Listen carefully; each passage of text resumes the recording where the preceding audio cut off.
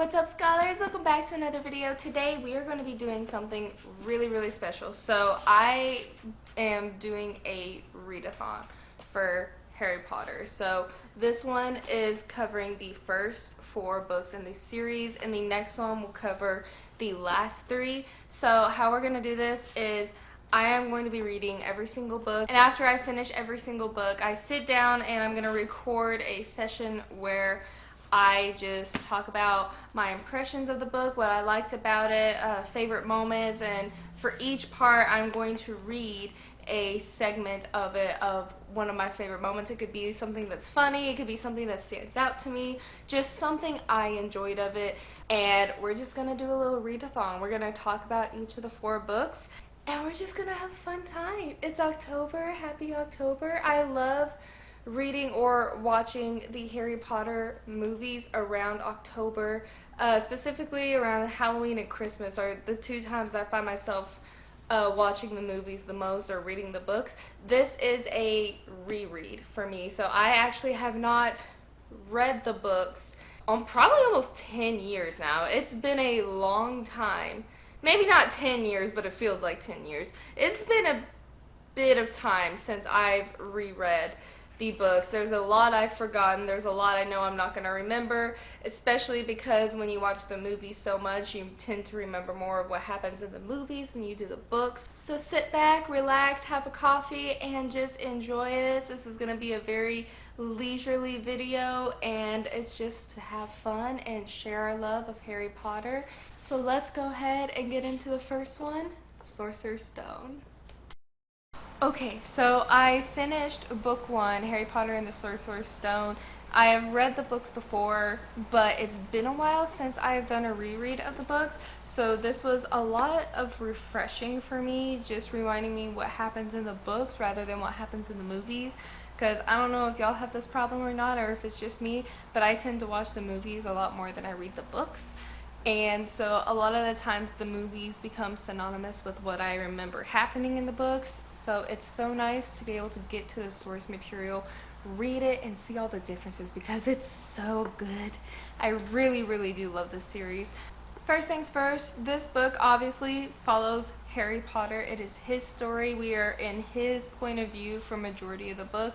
The only times we really aren't is perhaps the moment I'm going to be reading, as well as the very beginning of the book where it's Professor Dumbledore and McGonagall, and more importantly the Dursleys' point of view, which we definitely don't get in the movies. We don't get Dursley's point of view on anything in the movies, but we do get it in the very beginning of the book, especially when Harry goes to live with them.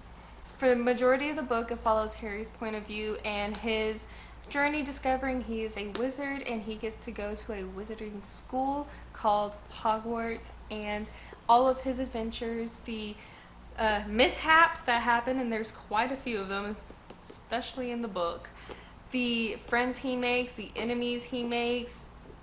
We get more lore about his family and the main villain of the series, Voldemort. I'm going to talk about the differences between the movie and the book. While I know a lot of people have probably already just done this and had it side by side, all of the differences between the book and the movie, I just want to point out some that I thought were really major and really important.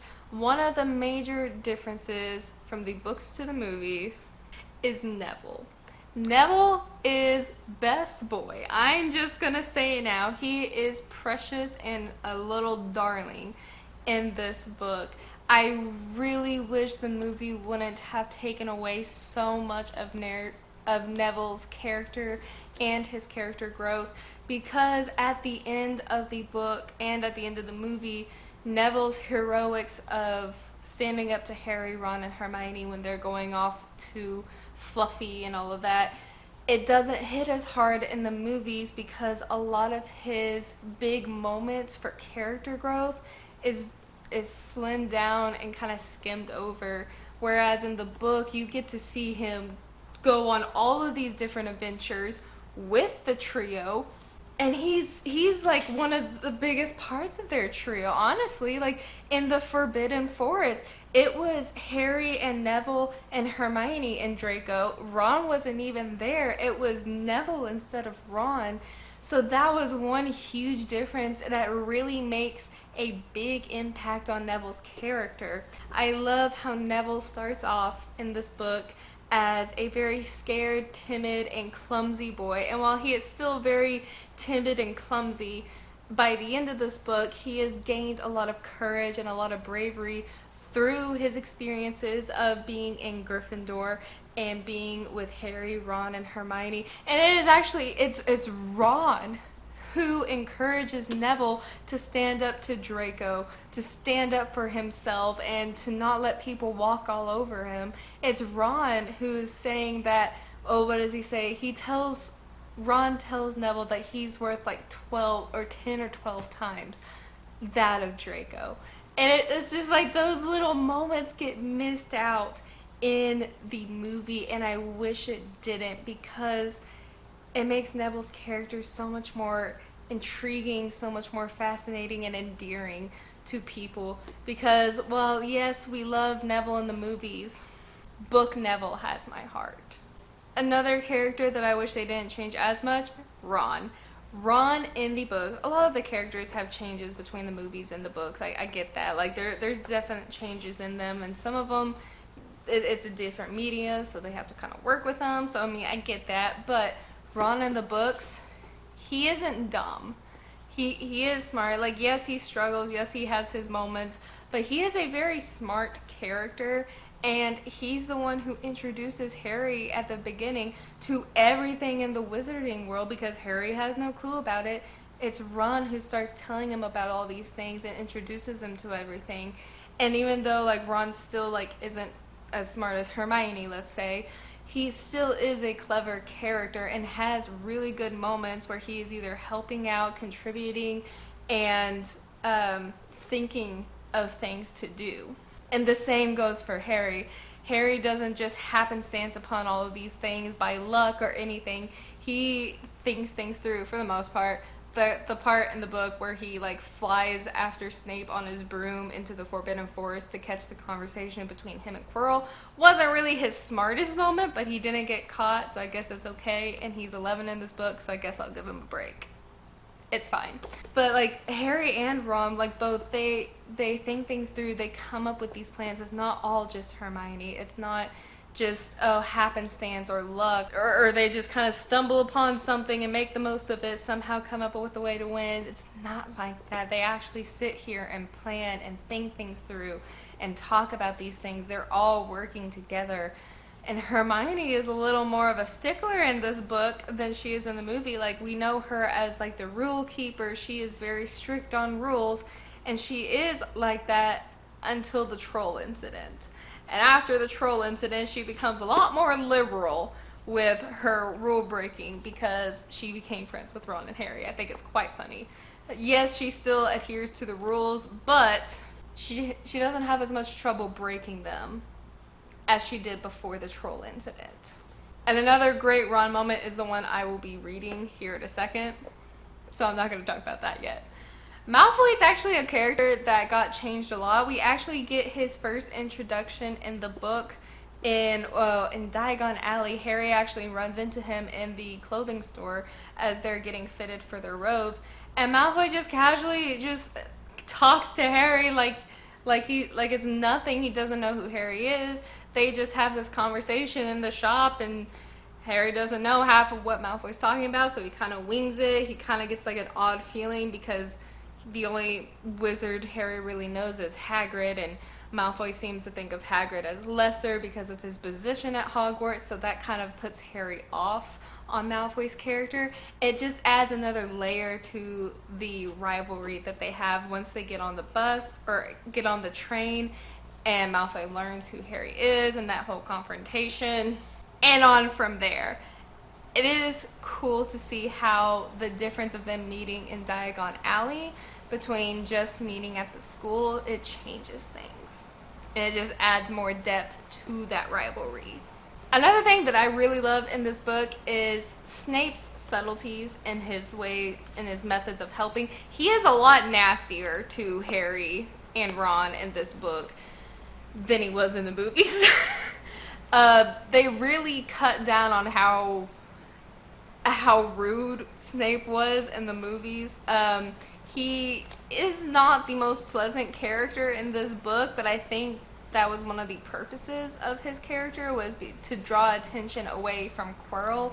So he was a really nasty teacher in this book. He took points away from them all the time, a lot of the times for no real reason at all, just that Snape does not like Harry, and Dumbledore explains that Harry's dad and Snape did not like each other at all. And I like how Dumbledore compares it to Malfoy and Harry. I like that. I like that a lot. Because of the rivalry that Snape had with Harry's dad, he automatically hates Harry. But despite that hatred, there are subtle ways that he helps him throughout the book. Not just the Quidditch match where he's muttering the counter curse against Quirrell's thing when Harry's on his broom. Also, there is another Quidditch match in this book that doesn't even get any screen time at all in the movie, where Snape referees the match instead of Madam Hooch. He referees the match so that he can keep an eye on Quirrell so that Harry stays safe. Of course, it doesn't come across like that. Of course, they think that he's trying to get Gryffindor to lose so that Slytherin wins the cup, but that's not what he's doing. It's just so interesting to see, like, there's more subtleties to Snape's character that gets discussed in the book that is missed in the movies. I get it, in a movie you only have a certain amount of time to do things and to show things, but man, oh man, is it so much richer in this book. One aspect of this book, kind of getting away from book differences, I'm not going to just sit here and compare it the entire time. One thing that I really love about the book is the friendship of the trio, of how they become friends and how they get so close to one another, because from the get-go it is Harry and Ron. Harry and Ron are like stuck like glue after they meet in platform 9 3/4 and they get on the train and have all their conversations. The way that Harry is able to relate to Ron because of his situation at the Dursleys, about getting like hand-me-downs and stuff, with Ron feeling like he only gets hand-me-downs from his brothers. So like that ability to relate to one another, and then Ron being able to introduce Harry to all of these different wizarding things like Quidditch and all this, just letting Ron get to talk and express everything that he's passionate about, and the two becoming fast friends, and Harry choosing Ron over Malfoy is a big moment for Ron, because Ron's not used to getting chosen, and then he was by the Harry Potter, I guess you could say, even though Harry himself doesn't really care to think like that at this point. And they become fast friends. All of their moments together are so funny. They're both very witty, they're very sarcastic. They both half of their conversations, especially regarding like whether it be how annoyed they get at Hermione for all of the antics that she does, or how they just don't like Malfoy, or they're talking about Snape, or they're talking about anything else. It's so funny. I love their friendship. I love the little brotherhood that they form so quickly. It is truly a bit of found family that is formed out of thin air, and it works so well. Hermione is, and the other part of this trio, she actually does not get along with them for almost half the book. Almost half of this first book, they do not get along. Hermione doesn't like how they're always breaking rules. She doesn't like how they're sneaking around doing things they're not supposed to because it makes Gryffindor look bad. She thinks they don't care about Gryffindor. She doesn't see them taking school seriously. She thinks that they shouldn't be rewarded for doing bad things, like Harry being able to become a seeker on the Gryffindor team, even though the way he did that was to break the rules Madam Hooch set by going off against Malfoy.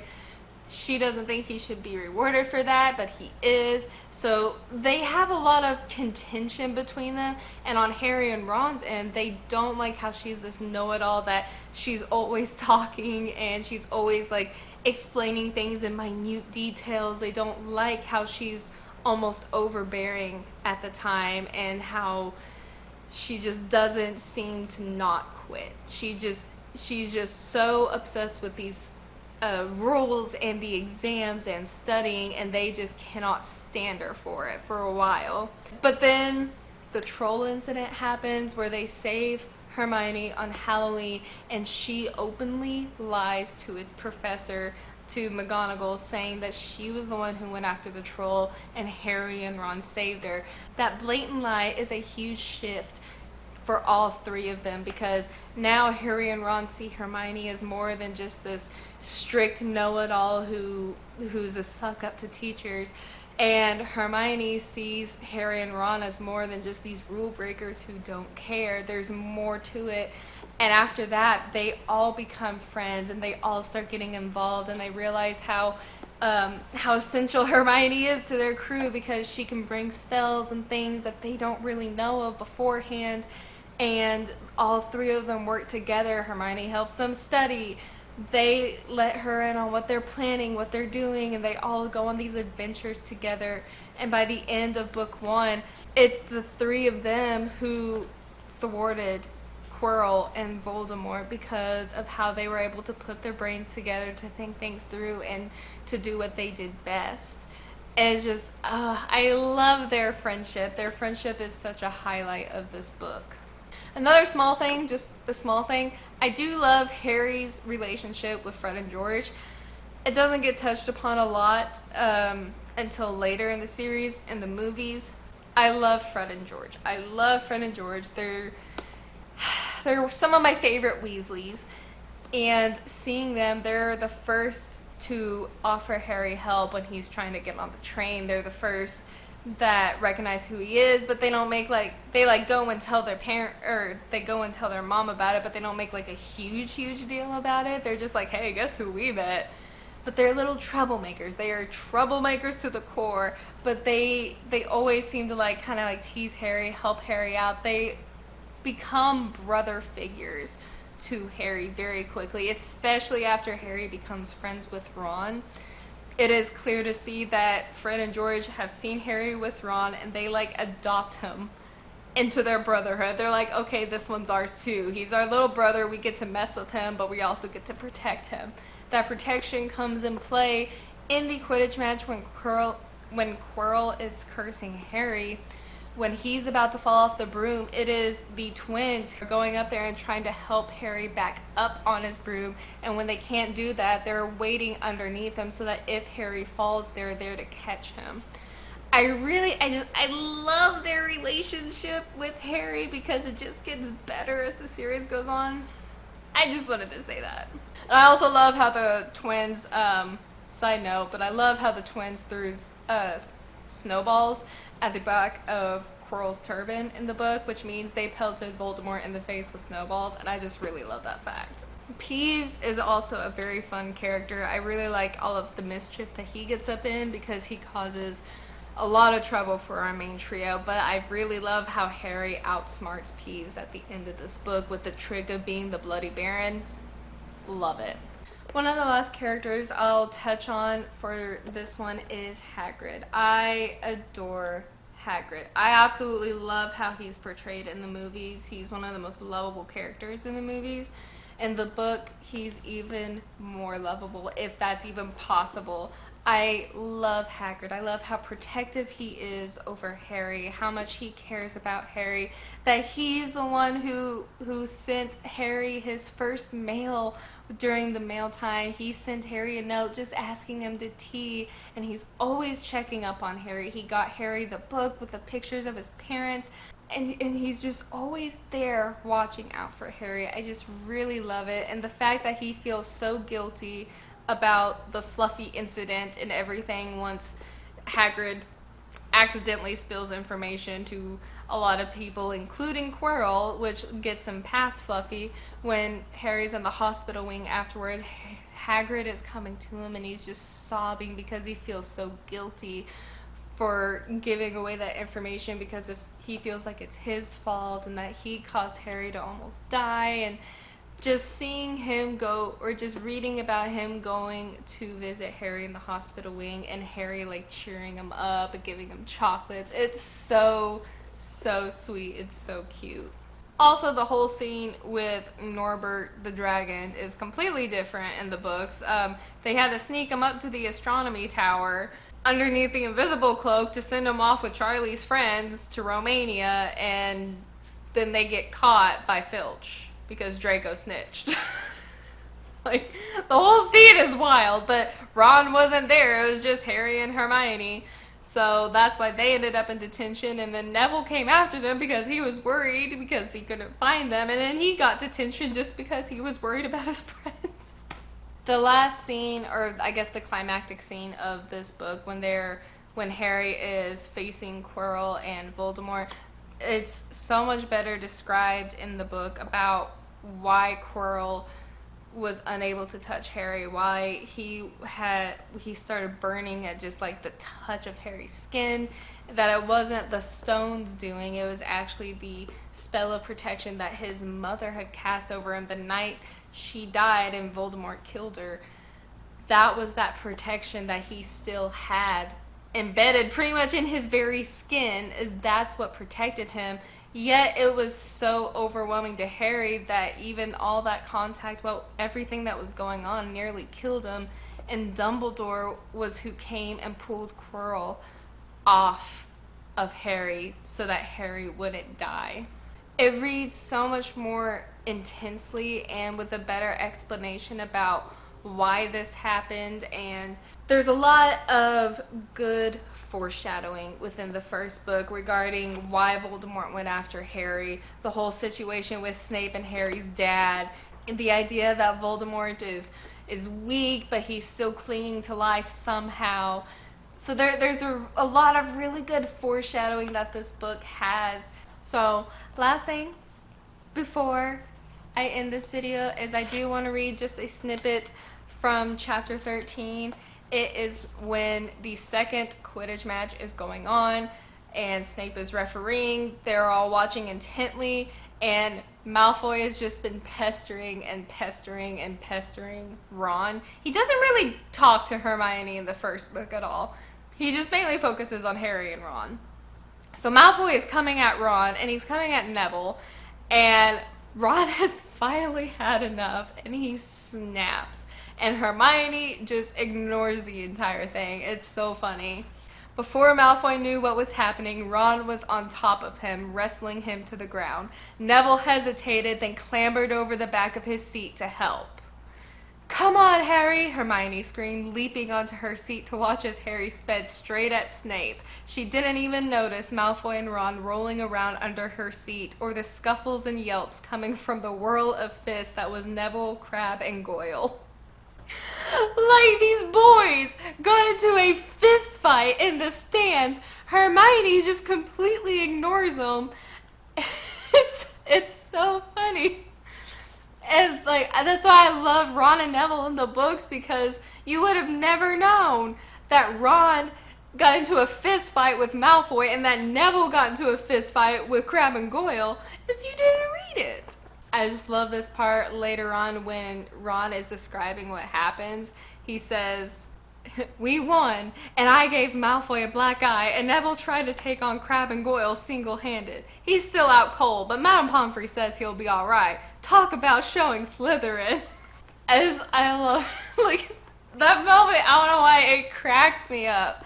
I love all of them as characters, and that moment just makes me laugh every time I read it. I just, for some reason, seeing them all just scrap in the stands during the middle of the Quidditch match and Hermione just ignores them fighting is so funny to me. So that's book one. I am going to be moving on to the Chamber of Secrets. We're going to be reading that one, and then I will be giving my thoughts and reviews on that one and picking another small little snippet from that book to read. So now with book one down, we're going straight on to book two, Chamber of Secrets. Okay, so I finished book two, The Chamber of Secrets, and this one was, again, so good. It was nice to reread this one. There's a couple of things that I was a little fuzzy on, my memory, and I really enjoyed the just refresher of it. Honestly, after rereading it, I'm reminded just why I love these books so much, because they're just so good. It's so good. The basic plot of this one, of course, is Harry going back to Hogwarts and being impeded on going back to Hogwarts by a house elf named Dobby. Precious, precious boy, Dobby. Because there is a plot going on at Hogwarts and Dobby wants to keep Harry safe. But Harry finds a way to the school regardless after he and Ron crash into the Whomping Willow on the school grounds, where Ron's wand is broken and continues to plague him throughout the rest of the book. So that's how they get to Hogwarts, and they start off the year with detentions pretty much because of their activities on how they flew a car to Hogwarts when they're not supposed to, and it got his dad in trouble, Ron's dad, in trouble with the Ministry. And actually, I really wish they would have spent more time talking about the Ministry of Magic and the inquiry at work for Arthur Weasley, because of later in the book when Malfoy shows Harry and Ron disguised as Crabbe and Goyle the article about the fine Arthur Weasley gets because of that incident.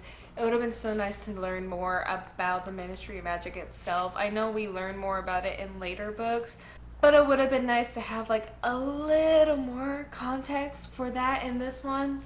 Regardless, it is a nice little subplot. The Weasleys are focused on in this book a lot because mainly with, of course, Ron and Fred and George being really good friends of Harry's, but also with the whole plot around Ginny being the one who's opening the Chamber of Secrets. So there's a lot of focus on the family dynamic with the Weasleys, from how Ginny is treated by her parents and her brothers, and how they're all a little bit more protective of her. They're very observant of her, but she, as the youngest, still feels a little different from them, and she talks about several times with Tom Riddle how she always feels compared to her older brothers, that she always gets like these hand-me-downs and everything. So she has this a little bit of an inferiority complex regarding how she feels towards her brothers despite how much she loves and cares for them. And then we have the dynamic between Percy and the rest of the Weasleys, where Percy is kind of placed on a little pedestal by his mother and father because he's a prefect going towards head boy. So he is very cocky with his position and he flaunts it very much. He's very strict and stern, and that really hurts his relationship with his brothers, especially Fred and George, because they are quite literally the opposite of Percy.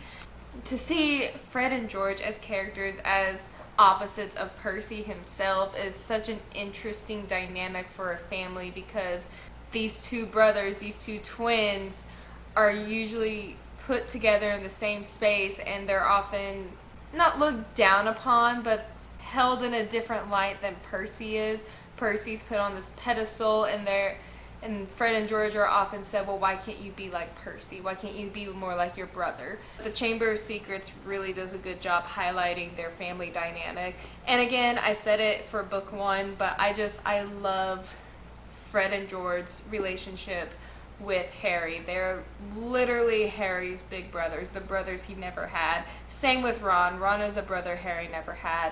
But Fred and George are so protective over Harry. Like when the rogue bludger is going after Harry, it is Fred and George who are flanking him, keeping that bludger from tearing him to shreds until Harry tells them to back down, that he'll handle it.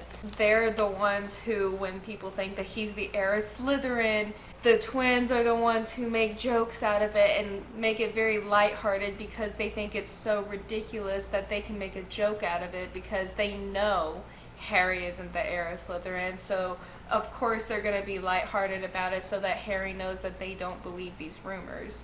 There's a couple of things that I want to kind of like highlight. One is the mention of Filch being a squib, and in the Harry Potter community is very well known, but for those who just watch the movies, this whole subplot of Filch being a squib, someone who comes from magical parents but has really no magical ability for himself, is brought up in book 2 when Harry happens to come across his quickspell letter when he's in Filch's office. So there's this whole subplot, which is why Filch thinks that Harry attacked Mrs. Norris because he's a squib, and it added to the rumors of him being the heir of Slytherin. I can't fully remember, because it has been a while, I can't really remember how much the other books dive into Filch being a squib, but I do like how they mention it here, because that makes a very interesting character subplot for Filch, who we don't honestly get too much information on. One character that really stood out to me in this book, besides, Harry, of course, is Ron. Ron often gets sidelined, in a sense, in the movies, and I can so easily forget how big of a role he plays for Harry, and just the story in general in the books. He's very clever, he's quick-witted, and the boy's got such a temper. He is so combative in this book, especially regarding his friends and his family. He is so protective of his friends and family that when he hears anybody talking bad about them, he is ready to fight. He is ready to throw hands with people. It's very obvious with Draco. That's the one he's most willing to fight at any given time. He is always ready to throw hands with Draco. I think it's quite funny. I think it's vice versa. I think Draco is always ready to throw hands with them. He's always ready to fight, although he's a little bit more of a weasel than the others, but it's fine. Ron being so protective, like when Malfoy is calling Hermione a mudblood, or he's making fun of Ginny, or his family in general, Ron is always so quick to get angry, and he's ready to scrap right then and there, and Harry is often having to hold him, like physically hold him back, so he doesn't go after Malfoy, so that they don't get in trouble for anything else, because half the time it's in front of Snape, and they know Snape's gonna favor Malfoy over them. It's a very cool thing. I love Ron's character in this book. He's so sassy and he's so funny. The book highlights how loyal he is to his friends and family, and I really, really enjoy that. One of the best and funniest moments of this book that is forgotten a lot, I forgot about it until I reread it, and then I was like, oh my gosh, I forgot this happened, was when Arthur Weasley himself, Mr. Weasley, punched and fought with Lucius Malfoy when they were in the shop in Diagon Alley. I totally forgot that happened, but Mr. Weasley threw hands with Lucius, and I think it's the funniest thing because they fought. Arthur threw him into a bookshelf and left Lucius with a black eye, and he himself got a cut lip, I believe. Yeah. So, 10 points to Arthur Weasley for that legend himself.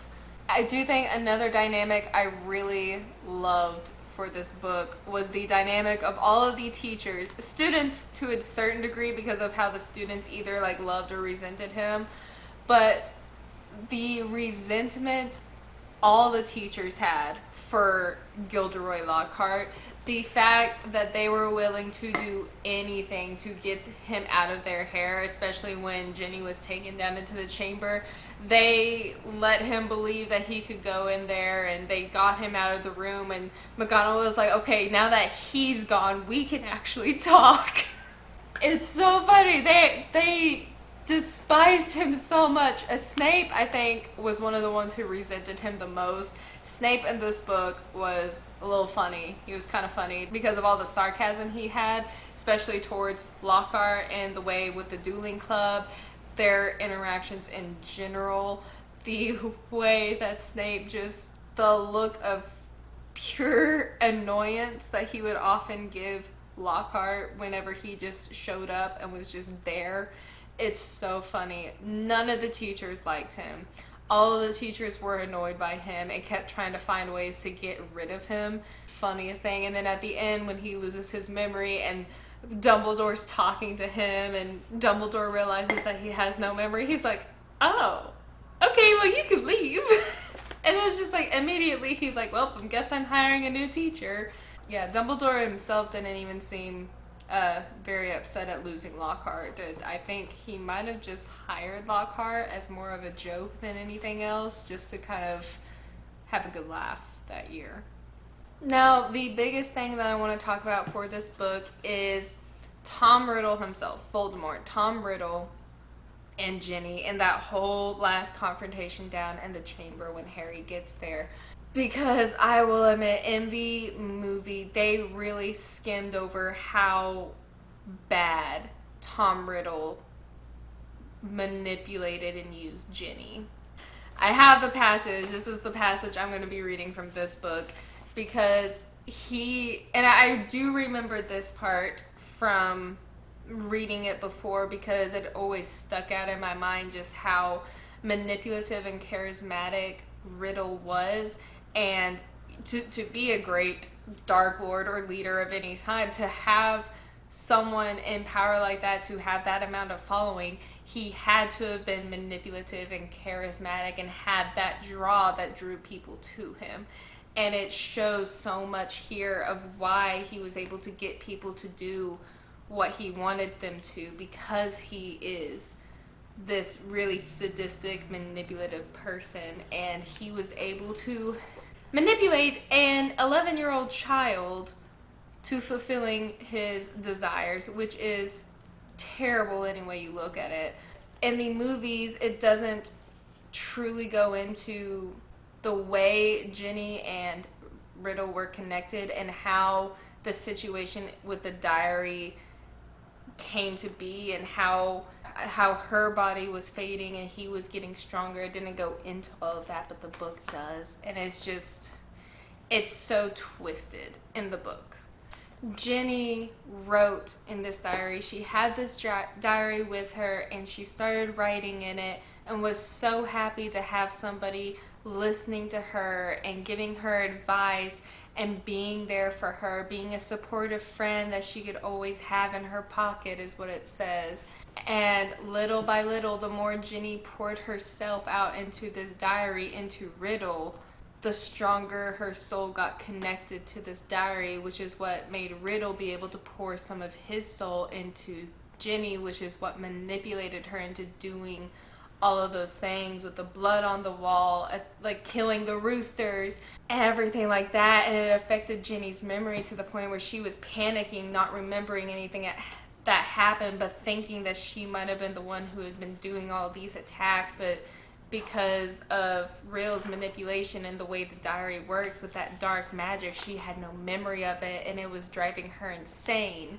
It's so creepy when you think about how Tom, as a 16-year-old preserved for 50 years, was listening and feeding off of 11-year-old girls' greatest fears and darkest secrets in order to become stronger and drive her to a brink where she becomes weak enough that he can kill her.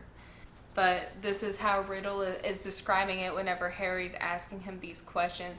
And Riddle's manipulation goes past Ginny as well, and especially shows up even more so in his conversation with Harry. I'll talk about that in a second. But on page 309, when Harry's asking about the diary and what Ginny's role in this is, Riddle says, "My diary. Little Ginny's been writing in it for months and months, telling me all her pitiful worries and woes, how her brothers teased her, how she had to come to school with secondhand robes and books, how she didn't think the famous, good, great Harry Potter would ever like her. It's very boring having to listen to the silly troubles of an 11-year-old girl, but I was patient. I wrote back. I was sympathetic. I was kind. Ginny simply loved me. No one's ever understood me like you, Tom. I'm so glad I've got this diary to confide in. It's like having a friend I can carry around in my pocket." And then the next sentence says, Riddle laughed, a high, cold laugh that didn't suit him. Then he says, "If I say it myself, Harry, I've always been able to charm the people I needed. So Ginny poured out her soul to me, and her soul happened to be exactly what I wanted. I grew stronger and stronger on the diet of her deepest fears, her darkest secrets. I grew powerful, far more powerful than little Miss Weasley. powerful enough to start feeding Miss Weasley a few of my secrets, to start pouring a little of my soul back into her. Like, that is so twisted. And poor Ginny, she didn't stand a chance. She did not stand a chance against him. And the fact that he waited long enough to get her to trust him, to get her to divulge all of her secrets to him, to the point where she had his complete trust, or he had her complete trust before he starts doing the same to her. But by the time she realized that he was feeding her his soul to do all these dark deeds, it was too late. Yes, she tried to get rid of the diary, but then she saw Harry had the diary. It terrified her for more than one reason. She took it back, and then she went back to the chamber and was sitting there crying and crying until Riddle came out of the diary and she was gone. That's such an interesting, like, I love how they portray Riddle, because Voldemort himself, while it could be like, oh, well, we expect a lot of these big physical, like, magic fights between a great Dark Lord and somebody else, this is the scariest Voldemort can get. This, to me, is the scarier side of Tom Riddle, this manipulative side that can literally feed off of someone's soul and make them do things for him without them realizing, and then when they do realize, it's too late and he has total control. It's like literally like having them in the palm of your hand. That's the side of Voldemort that I think doesn't get talked about enough and is far scarier than the magic he possesses. While he is a very powerful Dark Lord, of course, his greatest power is how he, like he says it there, charms people and manipulates people, how he gets others to do his bidding for him. And that manipulation is further shown when he has this conversation with Harry before he calls the basilisk out. He's talking to Harry, trying to pry information out of him, but also buying time so he can get Ginny to die so that he can fully become alive. And the way he is just like a snake, he is just smooth talking but low-key threatening and manipulating Harry. Luckily, Harry sees through it, but the way Riddle is talking to him about, you know, how in the future, because this is technically 16-year-old Tom Riddle, in the future he's failed to kill Harry twice, and, you know, Riddle's trying to ask him how he survived and wanting to get that information out of him. He says, Harry, tell me everything. The longer you talk, the longer you stay alive. And he says it, and it says he added softly, like he's saying it in a very soft voice. It's not like demanding, it's not angry, it's not harsh. It's this very calm, cool, collected voice and manipulation that is just slowly and softly speaking to someone else.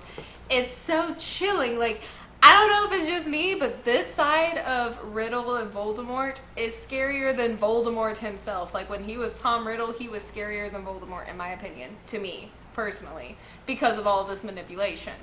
But besides that, the actual fight between Harry and the Basilisk, Harry actually did not fight the Basilisk alone.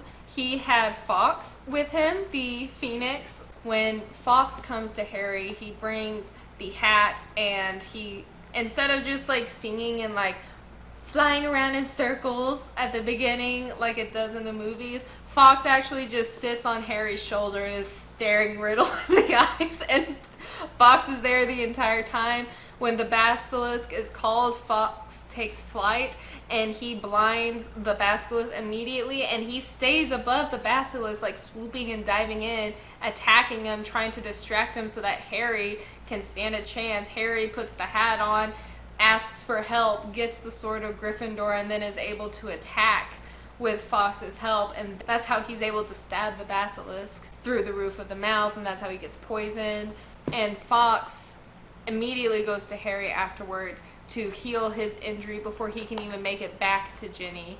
And Fawkes is actually the one, Fawkes was the real MVP of this fight, if I'm being honest. He goes and brings the diary to Harry, like, here you go, please destroy it. And Harry's like, huh, bam! Yeah, Fox MVP of that fight with the basilisk. Like, yes, Harry delivered the final blow, the killing blow, but Fox literally blinded him and was distracting him long enough for Harry to get what he needed to do. And then after the basilisk was dead, he brought Riddle's diary over to Harry so that they could get rid of the diary. This book is really good. It was fun to reread it. I do like a lot of the minor character interactions, like between especially some of the Hufflepuffs, like Justin and Ernie, and how their interactions with Harry change throughout the book when they think he's the heir of Slytherin and how they treat him, and then after they realize he's not, and them coming up and apologizing to Harry because of their judgment. All of that. It's really good. I really like the end of this book. I think the most, more than the beginning of it, just because of Tom Riddle, that interaction we get at the end in the chamber. That's my favorite part of this book. So yeah, that was the highlight of my reread. I didn't talk about Hermione a lot in this book. She played a very crucial role with how she was helping them figure it out, but after she was petrified, it was Ron and Harry who figured it out with her help with the note that was in her hand. On to the next one. The next one will be Prisoner of Azkaban. And I already know, I do remember how different that one is from the movie, so I'm so excited to reread it and just see what it was supposed to be and enjoy it like that. So I'll be seeing y'all in just a second for Prisoner of Azkaban. Okay, so we're going to be talking about the Prisoner of Azkaban today. This book takes a huge divergence in the films than the first two did. The first two, there were differences, of course, as there always will be, but still followed the books pretty well. This one has a lot of differences that get glossed over, not even talked about, not even brought up. This book starts out, it's following Harry's journey. He is wanting to go back to Hogwarts and is facing some troubles with his family, as always, the Dursleys.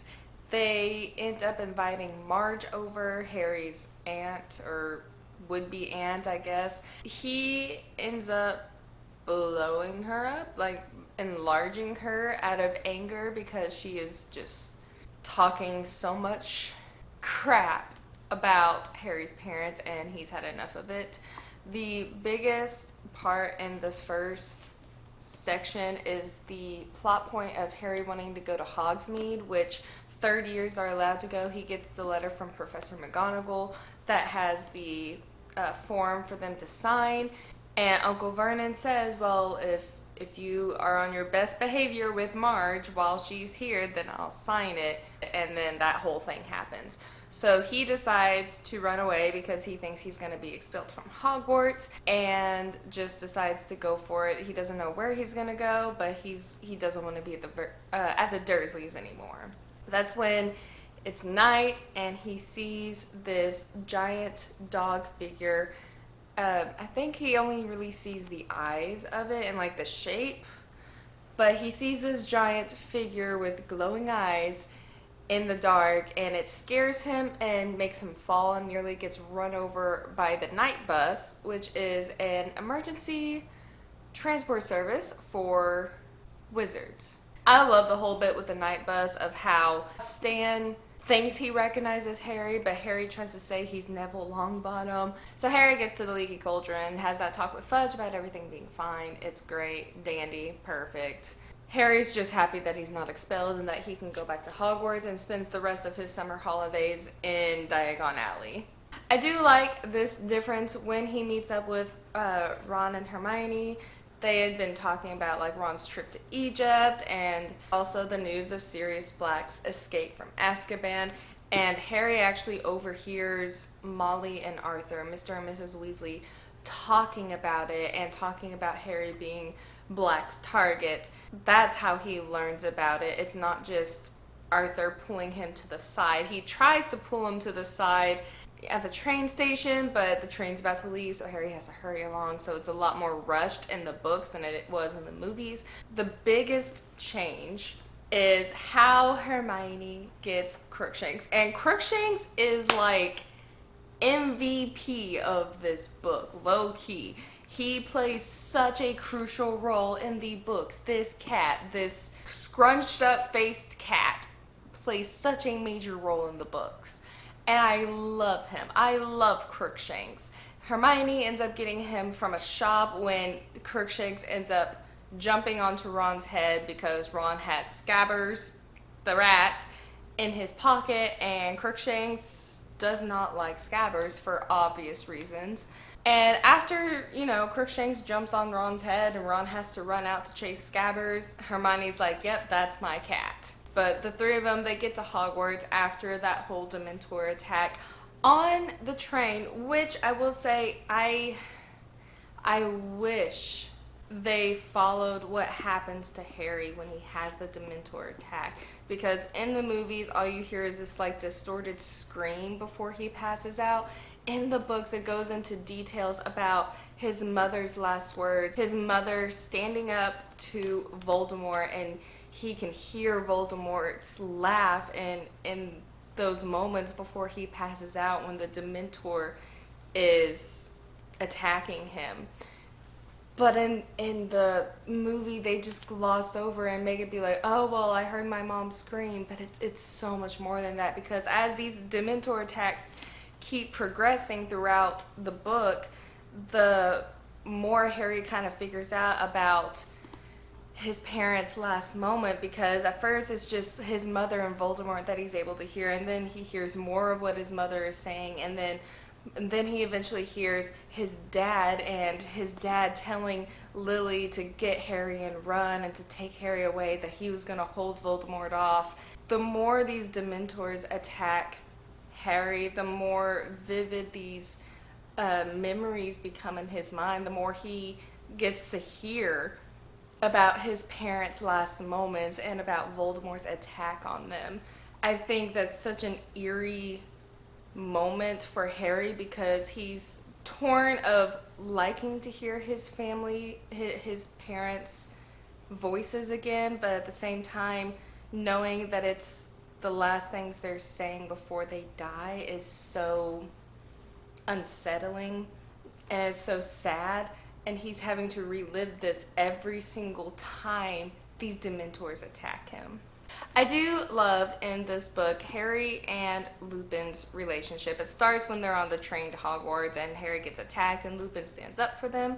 It continues once he gets to Hogwarts when they're first, introduced to Professor Lupin and kind of getting used to the Defense Against the Dark Arts class with the boggart, and Harry thinking that Lupin doesn't believe he can handle it because Lupin didn't let him face the boggart. But then he gets to talking to Lupin, and then they have like a lot of good conversation, and it really develops this pupil teacher relationship that they have. It's really nice. I really like it throughout the entire book, how Lupin wants to be able to help Harry, how he's hiding things from Harry, like how he knew his parents, because he doesn't really talk about it all that much, but then he eventually starts giving Harry tidbits of like, yes, I knew your father. It's a really cool natural progression for their relationship, and I love how this book handled that progression. After the whole debacle of how they had to get to Hogwarts with the whole Dementors, Harry running away, yada yada yada, it goes into a similar format as the first two, where they're learning throughout the year of all these things. They get into trouble, of course, and they have all their Quidditch matches, which I'm gonna get into because the Quidditch matches this year were fantastic and I want to talk about them. But before I do that, there are some points that I want to talk about. First of all, Sirius was able to keep himself composed in Azkaban. The Dementors never made him go mad like a lot of people thought he would. He was able to keep his composure pretty much and keep his sanity for those 12 years, because in his mind he knew he was innocent, and because it wasn't necessarily a happy thought, the Dementors couldn't take that away from him, so he was able to keep his composure and his sanity all this time. And then when Fudge visited Azkaban and Sirius asked for the Daily Prophet paper, that's when he saw Scabbers on the front with the Weasley family, and he was like, I know exactly who that is. I'm getting out. And his whole breakout, how he's an animagus, can turn into a dog, and how Dementors can't really tell much with animals and their emotions because it's so much different than a human. So that's how he was able to escape, because he's an animagus. He can turn into this giant dog, and he swam all the way to London pretty much. All of his break-ins, he didn't just break into Hogwarts once, which already would have been an impressive feat, but because not only is he just a giant dog and can go around undetected a lot of the time by all the spells and enchantments around the castle, he's also using the Shrieking Shack because he has a history with the Shrieking Shack because of Professor Lupin, and he has inside help from not any of the people there, but from Crookshanks. Crookshanks befriends Sirius, and Harry spots them at least once walking across the grounds together. Well, one, Crookshanks realizes that Scabbers the rat is not a rat, and that's why Crookshanks hates him so much. But he also realizes that Sirius is not just a dog, but he also knows, like, I guess Crookshanks can just tell Sirius's intentions and character, because he doesn't he decides to work with Sirius, even though both Sirius and Peter are animagus, but he likes Sirius, but he hates Peter. So it's like he can just tell the intention and the character of these two different animaguses. Is really cool. I really love Crookshanks. So Sirius gets this inside help from this cat, and Crookshanks ends up stealing Neville's notes for the passwords, and what else does he do?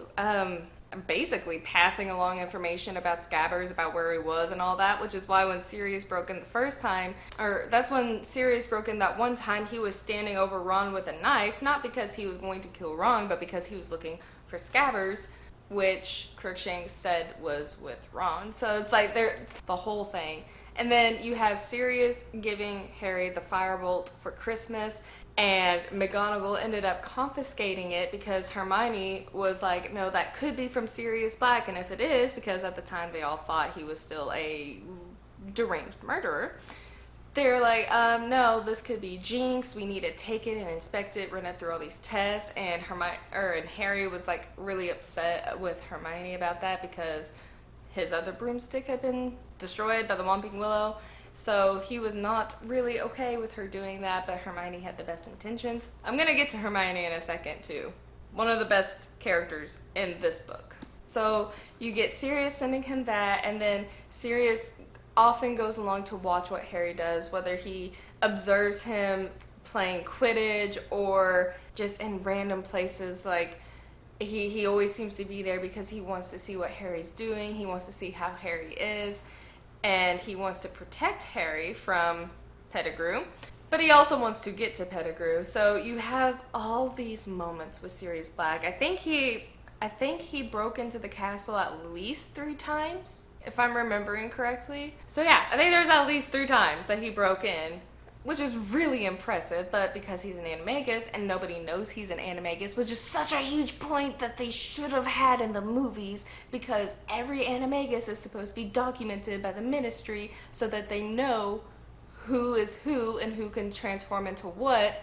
Sirius, James, and Peter all became animagus and never told anybody, who were never documented to be with Lupin when he was a werewolf.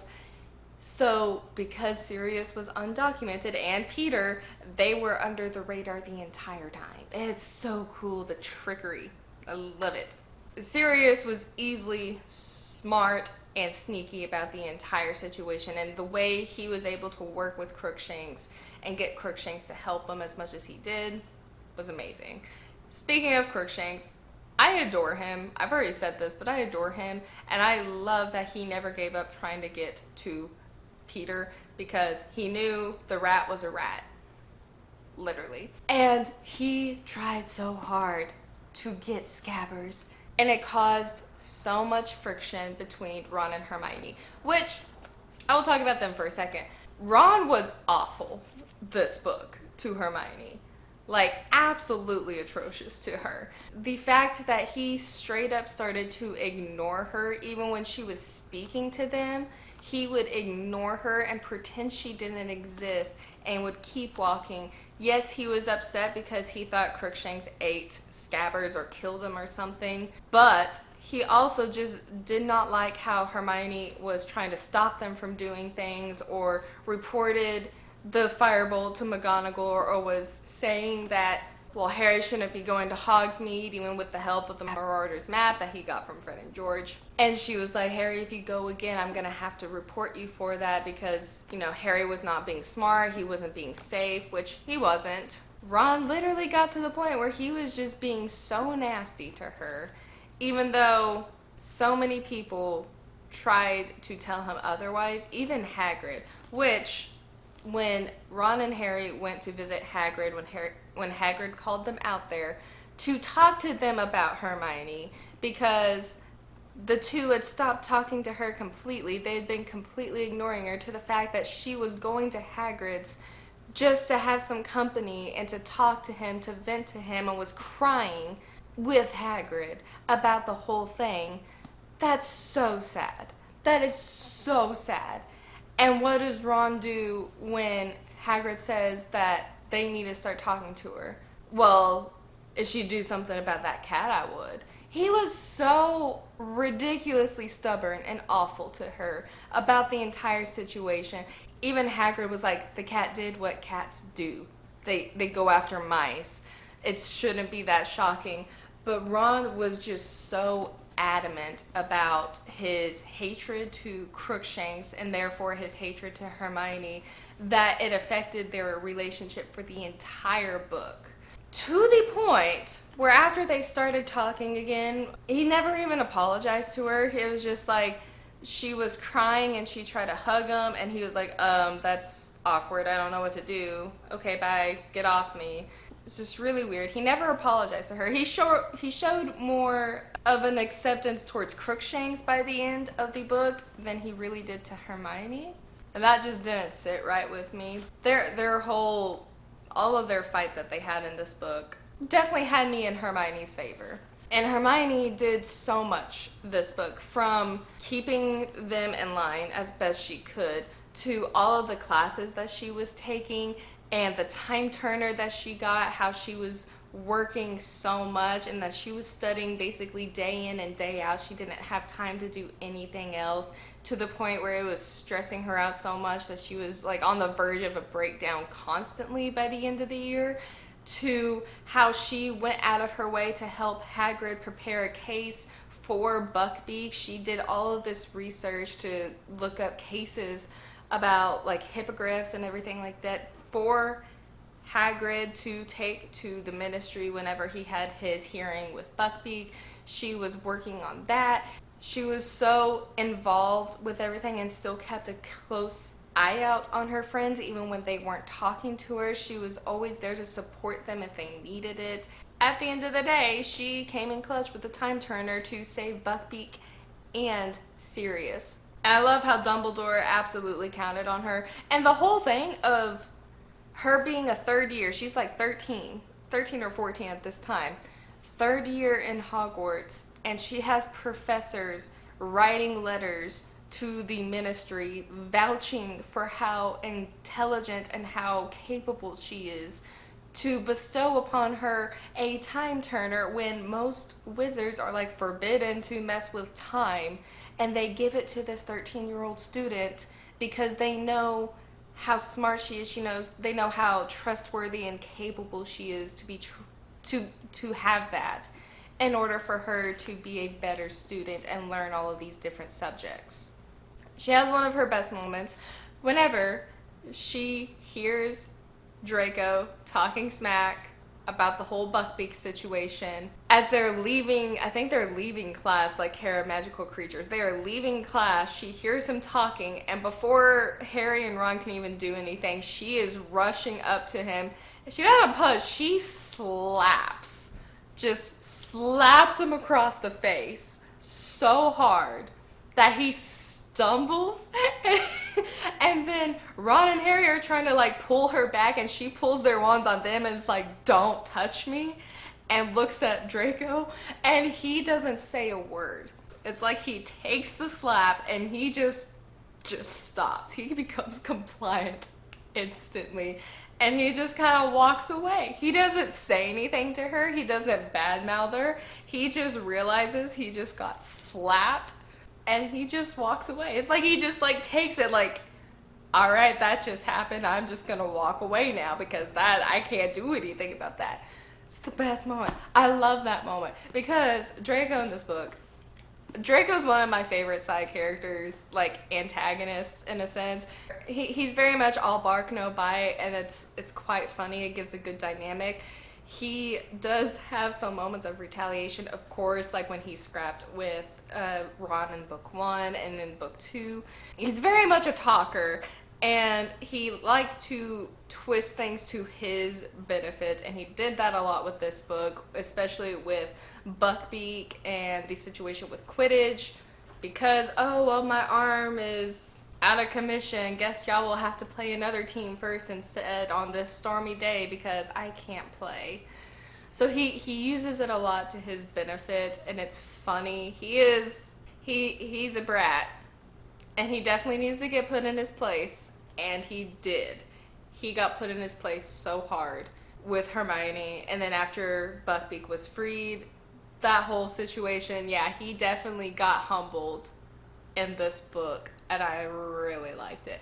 But another thing about Draco is that he knew about Sirius Black. He knew the whole story about how Black had betrayed Lily and James Potter, and that's the reason that Voldemort found them. He knew that entire story when Harry didn't, and when they were in potions class and Harry and Ron are sitting at the same table beside each other, as soon as they start talking about Sirius Black, Draco gets serious about it, no pun intended, and he's just like, you don't know? And he's like genuinely shocked at first, like, you don't know? He realizes that he can play it up to his favor, so of course he does, and then he starts kind of teasing Harry about it a little bit, being like, well, if it was me, I'd want revenge. The fact that he knew about that whole thing and was just so straightforward with the teasing that he didn't like make fun of Harry for it. He just was like baiting Harry into asking him what happened because he knew he had that over him. It's just that whole situation of, because Lucius, his father, was one of the Death Eaters, so of course he would know the story of how Voldemort fell from power and all that went into it. It brought a very interesting dynamic to like the power complex that Draco has for Harry in this book, because he did know about Sirius when Harry didn't. And Snape was very hateful in this book as well. He was even nastier to Harry and Ron because of everything that was going on, but also he did not like Lupin's presence at the school, and we figure out why. He had a good reason, is because Sirius, as a 16-year-old child, decided to play a very horrible prank and pretty much sent Snape to Lupin as Lupin was transforming into a werewolf. Would have killed Snape if James hadn't stepped in and interfered and pulled Snape away from it. That whole situation makes Snape absolutely hate all of them because he thought Lupin was in on it, he knew Sirius was in on it, and he just assumed the rest of the gang was, and James just had a change of heart about the whole thing, even though James is the one who was like, Sirius, why did you do this? This is horrible. I'm gonna go stop this. So of course, Snape, still bitter about that whole thing, which, I mean, that's fair to a certain degree. Does not like the fact that Lupin's back, but still abides by Dumbledore's orders and makes Lupin the Wolfsbane potion constantly. I think monthly, Yeah, monthly, for him to take so that he can control himself during his transformations. So it's a very interesting dynamic, but that hatred kind of comes into full play when he catches Harry coming back from Hogsmeade, coming from one of the secret entrances, and tries to grill him about that before Ron and Lupin kind of step in and save him from that situation. But also whenever he confronts everybody in the Shrieking Shack, and that whole situation does not play to Snape's favor. He ends up getting attacked by Ron, Hermione, and Harry. All three of them attacked Snape in the Shrieking Shack. I wish they would have kept that in the movies because they made Ron look so pitiful. I don't know if that's the right word, but they made him look so weak in the movie, even after his leg was broken and his arm was bloody because Sirius had grabbed his arm to drag him under. Ron was still on his feet trying to fight, and he was the one saying that Sirius was gonna have to kill all three of them if he wanted to get to Harry. Ron was ready to fight even with a broken leg, and Sirius was the one saying, like, please sit down. Like, sit back down, you're gonna make your leg worse. No, only one person's gonna die tonight. Sirius was still very dramatic about that. He could have just tried to explain the whole thing beforehand, but he didn't. It's very funny. The whole situation in the Shrieking Shack with Ron. I loved it. It was great. He had a great moment in the Shrieking Shack. Same with Hermione. But yes, all three of them attacked Snape and knocked him out. Snape still was able to find Harry and Hermione and Sirius as they were all passed out by the lake, because it wasn't just Harry who ran after Sirius. Hermione went with him, and all three of them were attacked by the Dementors and passed out. And Snape took them all back, but his hatred and anger peaks when the whole Time Turner situation happens and Sirius escapes, and Snape is just furious because he's like, I know Harry had something to do with it. But of course, Harry's supposedly just in a hospital bed. He couldn't have done anything. And he is just livid at the fact that Black got away and he didn't get his payback from when he was younger. It's very interesting. He definitely had a lot of very vengeful and rage-filled moments this book, for sure. I think that was due to the presence of Lupin and the fact that Sirius was on the loose and that he had been in the castle and the history the two of them had. I do feel really sorry for Neville in this book. The poor thing. Oh gosh, I feel so bad for Neville. Poor Neville has literally the worst luck. I already told you, Crookshanks stole the piece of paper that he kept all of the passwords on because poor boy can't remember anything. The Sir Cadogan guy, he kept changing the passwords several times a week to the point where Neville couldn't even keep up with it. So he had them written all on a paper just so he could go down the list to remember and find the right password. Poor Neville got blamed for Sirius entering the common room with the list of passwords and got detention from it, got trouble, and they wouldn't let him know the passwords from that moment on. He had to sit outside the common room door until someone came in that evening to let him in. That's so sad. I feel so bad for Neville because it wasn't his fault. It wasn't his fault, and he took the brunt of all of that. But besides Neville, I always talk about these two and their relationship with Harry, but I have to again highlight the relationship the twins have with Harry because I love Fred and George. They're my favorite Weasleys. I will admit, I am biased towards them. They're my favorite Weasleys. I love their dynamic with Harry, the way that they wanted to help Harry when they figured out that Harry couldn't go to Hogsmeade, and they got him to the side and they give him this Marauders map, the secret to their success that they grabbed from Filch's office, and they had figured out all these passages. They told Harry which ones to go down, which ones to avoid, which was out of commission or caved in, and they did all of this to help Harry. They didn't give it to Ron. They gave it to Harry. It just says a lot. Their relationship dynamic with Harry, how they're always like, hey, how you doing? How are things going? They're protective of Harry whenever he gets onto the Quidditch field, and they're always trying to look out for him there. They're looking out for him out of the field, like either in classes, or they're asking him how things are going. They're helping him in this area, like so that he can still enjoy Hogsmeade. I love their relationship. I love the family bond that Harry has with these twins, with all the Weasleys, honestly, but with the twins specifically. Hagrid also had a pretty big role in this book. The situation with Buckbeak often got diminished in the movie and is very much more in depth in this book. Not only that Hermione did she do all that research to help him, and Hagrid was really fighting to keep Buckbeak alive, but also Ron ended up after like the initial hearing and everything, Ron ended up helping Hagrid out as well, and they were all trying to help him get all this information so that Buckbeak could live, even though it didn't work, and they were all furious. And the way that they were always there for Hagrid, and Hagrid was always there for them. Hagrid was being responsible with Harry. Like, Hagrid would not let them come out. Like, the further it got into the book and the more dangerous the situation with Sirius became, or they thought it became, Hagrid wouldn't let them just come out to his house or his hut as much as they wanted. He would meet them at the doors and be like, do not come out here by yourselves. I will come get you. Hagrid was very responsible for them because of how much he cares about Harry, Ron, and Hermione. And I love that he was there for Hermione this book, that he was basically her confidant, and he was the one calling Harry and Ron out for their actions and how they were treating her. One of the biggest things I love about this is we get this whole story with the Marauders, with Moony, Prongs, Padfoot, and Wormtail.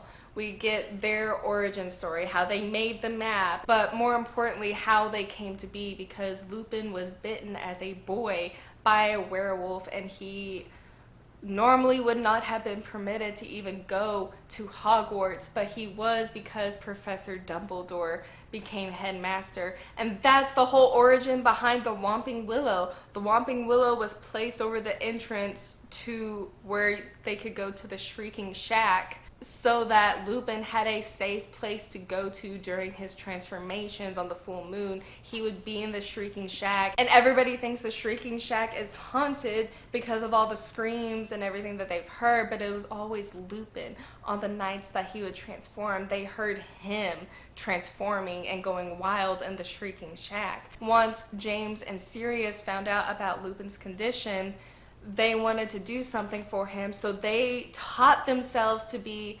animagus. And Peter, eventually, because Peter followed alongside them, Peter became one as well, and they would all stay with Lupin during his transformations, and having other animals around Lupin kind of helped him keep his mind as a werewolf, and they would always stay together, they would roam about together, they would always be there for Lupin the entire time that they were at Hogwarts. And there's such a stigma around werewolves in the wizarding world that Lupin is often known to be kind of cast aside, or people are wary of him, they don't want him around. But the fact that James and Sirius embraced him and did all of this extra work to make him feel comfortable, to make him feel like he's still just as human as they are, I love that whole story. And it adds to the betrayal from Peter, because Sirius was supposed to be the secret keeper for James and Lily, but he changed it from himself to Peter at the very last minute to throw Voldemort off, or so he thought. But because Peter was the traitor all the time, it ended up backfiring, and Peter, the little rat that he is, made it look like Sirius had attacked him when he was the one who had destroyed the entire street and killed all of those people, cut off his own finger, or I think he cut off his own finger.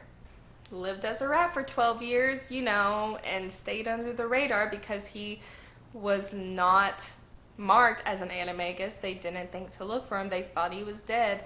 And he framed Sirius as this murderer, as this traitor, and got him locked up in Azkaban. And Peter's kind of sniveling was so much worse in the books, but I do like how Dumbledore pointed out about how it was a good thing. There's a lot of foreshadowing in this book, especially regarding Peter, about how Harry will be glad one day that he spared Peter's life, because Peter is now in his debt, and that debt does play out later on in the series. The Quidditch games are always so fun. I love how, you know, Cedric Diggory was in this book, not just magically appearing in the fourth movie. he was here, he was a seeker. I think he was a seeker in the last book too, but that's besides the point. You know, playing against Harry, and then we get Cho Chang, Harry's love interest in the 5th book, appearing in this book as a seeker, and she was very skillful as a seeker and had a really good strategy to keep by Harry when they were playing. And then their match against Slytherin was so funny. First of all, Lee Jordan's commentary on the whole thing and McGonagall constantly getting onto him, easily one of the funniest things ever. However, that game was so dirty. Like, Slytherin was playing dirty, and it ended up Gryffindor started playing dirty. They were breaking bones and running into each other and targeting each other. The whole thing was just so dirty and messy and nasty. But Harry ends up racing against Malfoy, and at the last second he grabs the snitch and they win the Quidditch Cup. This cup that they have been trying to win since Harry first became Seeker and Sorcerer's Stone. They have been trying to win this Quidditch Cup, but it's evaded them for so long. They practiced so hard for it, and they finally won in this book, and Wood was so happy. All of them were happy. I love how Gryffindor won the Quidditch House Cup. It was fantastic. So for like the ending parts of this, Sirius sends Harry the letter at the very end of the book, talking about that him and Buckbeak are in hiding, they're safe, and he sends the little baby owl, the little pigwidgeon is what Ron names him, little pigwidgeon instead of another owl, because that was the only one he could find.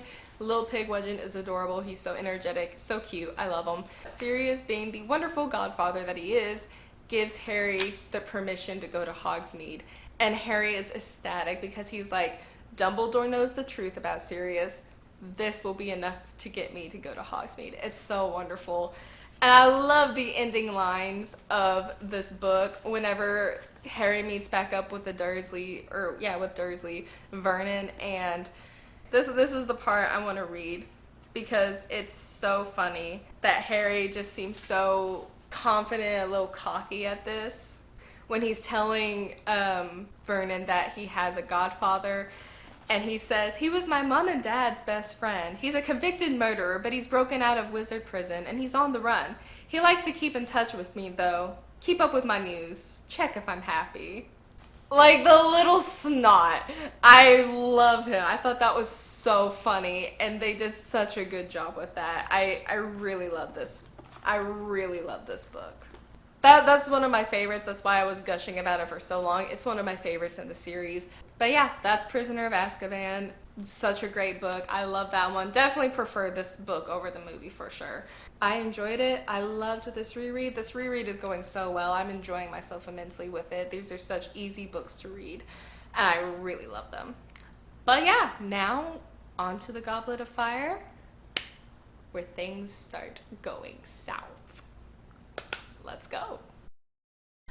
Alright, so I just finished Goblet of Fire. This book, so much better than I remembered it being. Like I've been saying, it's been a long time since I've just sat down and read the Harry Potter series. This book had so much more to it than I remembered there being. I knew there was a lot of differences between like the film and the book and everything, and I remembered some of it. Wow, was there a lot. Like the entire back half of the book is just full of like notes. So I'm going to try to get through it best I can because I'm going to try and just like get the highlights of what I loved most about my book, or most about the book and the reread. But I love this book. This book I think is what originally turned me on the idea whenever I first read it that I didn't completely like Ron and Hermione. Their whole situation and how they get together at the end. This book reminded me that I did not like that. We've seen it mainly in The Prisoner of Azkaban and this book, the fact that Ron is just like a jerk to Hermione.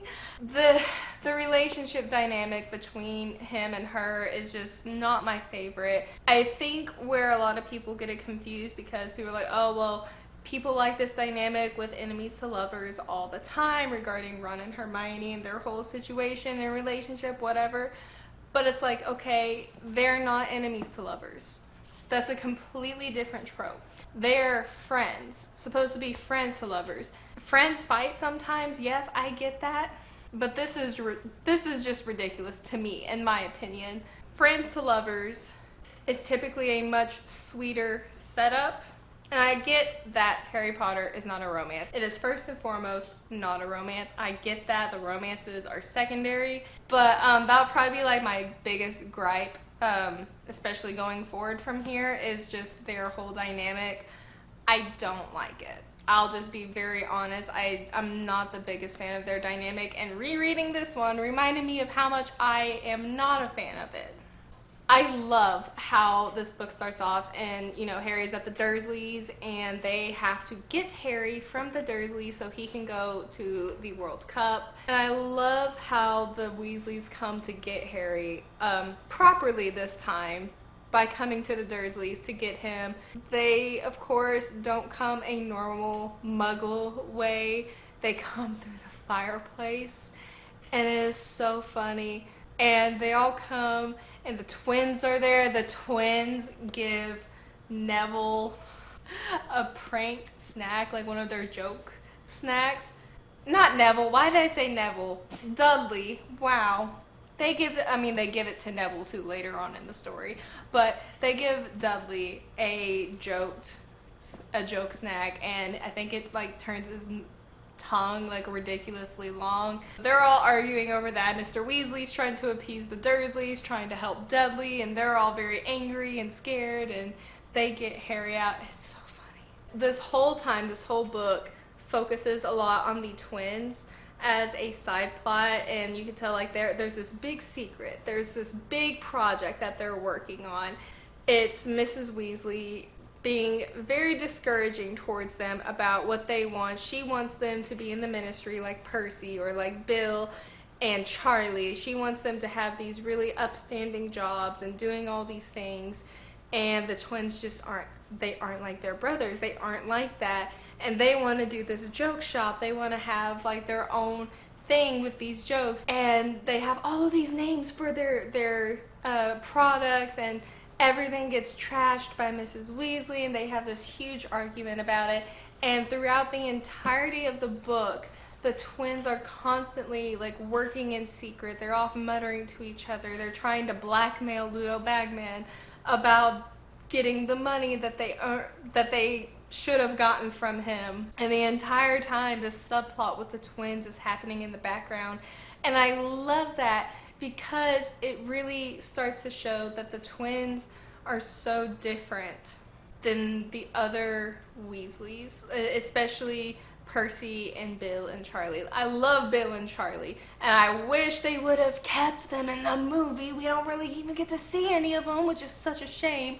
Like, they were at the World Cup with everybody. We got to see Bill and Charlie at Hogwarts throughout the years during the Triwizard Cup, and then they just completely cut them out of the movie. I thought that was so sad. What a disservice to the Weasleys. We get this big focus on the twins and how their ideals and their goals for their lives are so much different than that of their brothers. And because it's so different, they're getting a lot of pushback, especially from their mom. Speaking of Percy, he is now, of course, in the ministry, thinks he's this bigwig and acts like he's a bigwig when he's just an assistant at Crouch, and Crouch doesn't even know his name. That whole dynamic where Percy pretends that he's so much bigger, and that, oh, well, Mr. Crouch appreciates that I do this, he appreciates that I do this, and then Mr. Crouch doesn't even know his name. I like that connection because it gives the Weasleys a connection directly to Crouch, who is a big component of this book that we have a connection to. But then we get to the World Cup.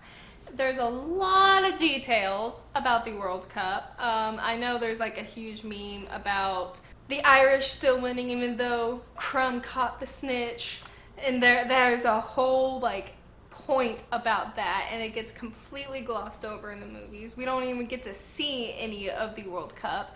Another detail that I wish was kept in, which there was no reason not to have it in there, was that the Weasleys and Harry and Hermione were all up in the box with Bagman and Crouch, or would have been Crouch, well, kind of is Crouch, just the other one.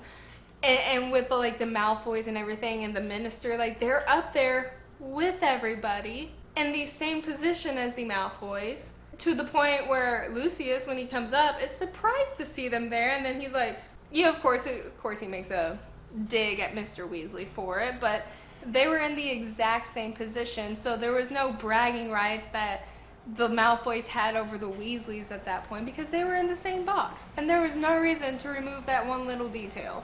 The World Cup was great. I loved that they actually went into a lot of the details with Quidditch, and a lot of the specifics of some of the moves and dives, and how good of a flyer Crumb was, as well as how good of the players of the Irish were.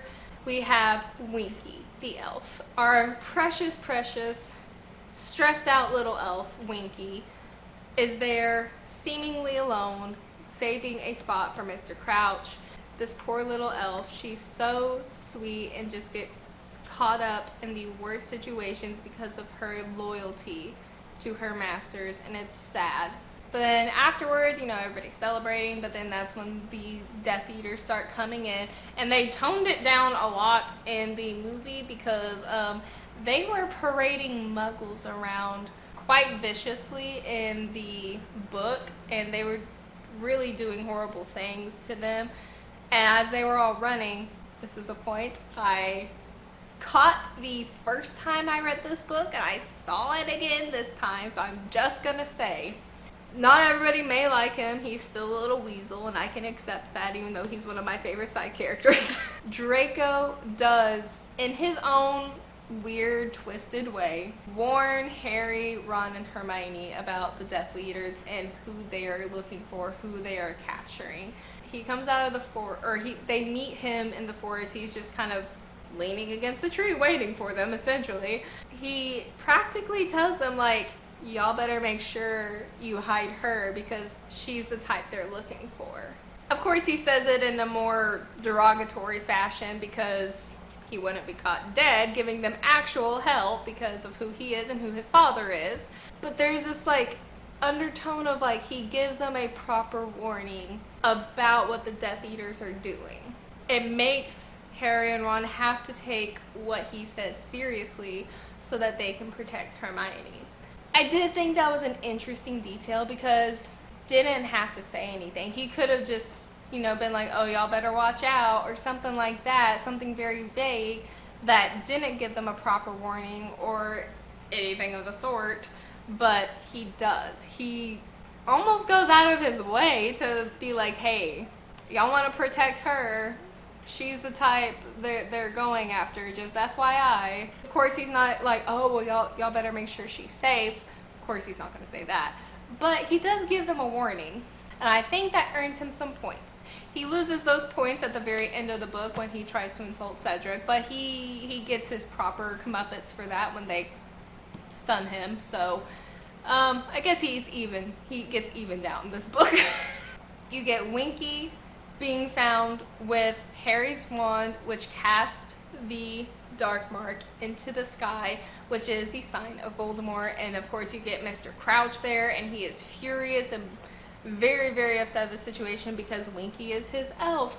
And we later learn why he's so upset. It's because his son was there all along, and his son sent that mark into the sky, and his son was in the forest hiding alongside Winky because they both got stunned. Another point I wanted to mention is just how, first of all, Ludo Bagman was practically non-existent in the movie, and Bertha Jorkins was never mentioned when she actually plays a big role in how, you know, Voldemort came back to power at the end of this book. She was somebody who discovered Crouch's secret that he had snuck his son out of Azkaban.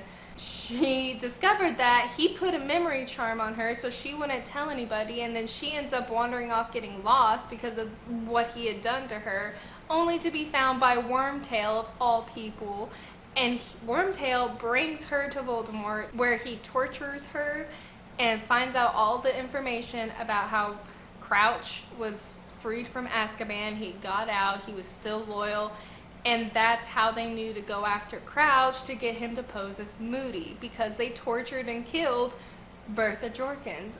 But that wasn't even a point in the movie, and it's like, why? That's a big part of how he knew that his servant had gotten free from prison. I just want to give a shout out because she was also at the end of the book when Harry and Voldemort's wands connected and all those people started coming out. She was one of them, and she was one of the ones saying to Harry, like, don't let him win. After the fiasco at the World Cup, they go back to Hogwarts. Harry is in contact with Sirius about his scar hurting and the dream he has. And then Sirius starts getting closer to Harry. He starts making his way back towards Hogwarts, even though it's dangerous for him. And Harry tries to discourage Sirius from doing this, but of course Sirius doesn't listen because he's taking the role of Godfather very seriously now.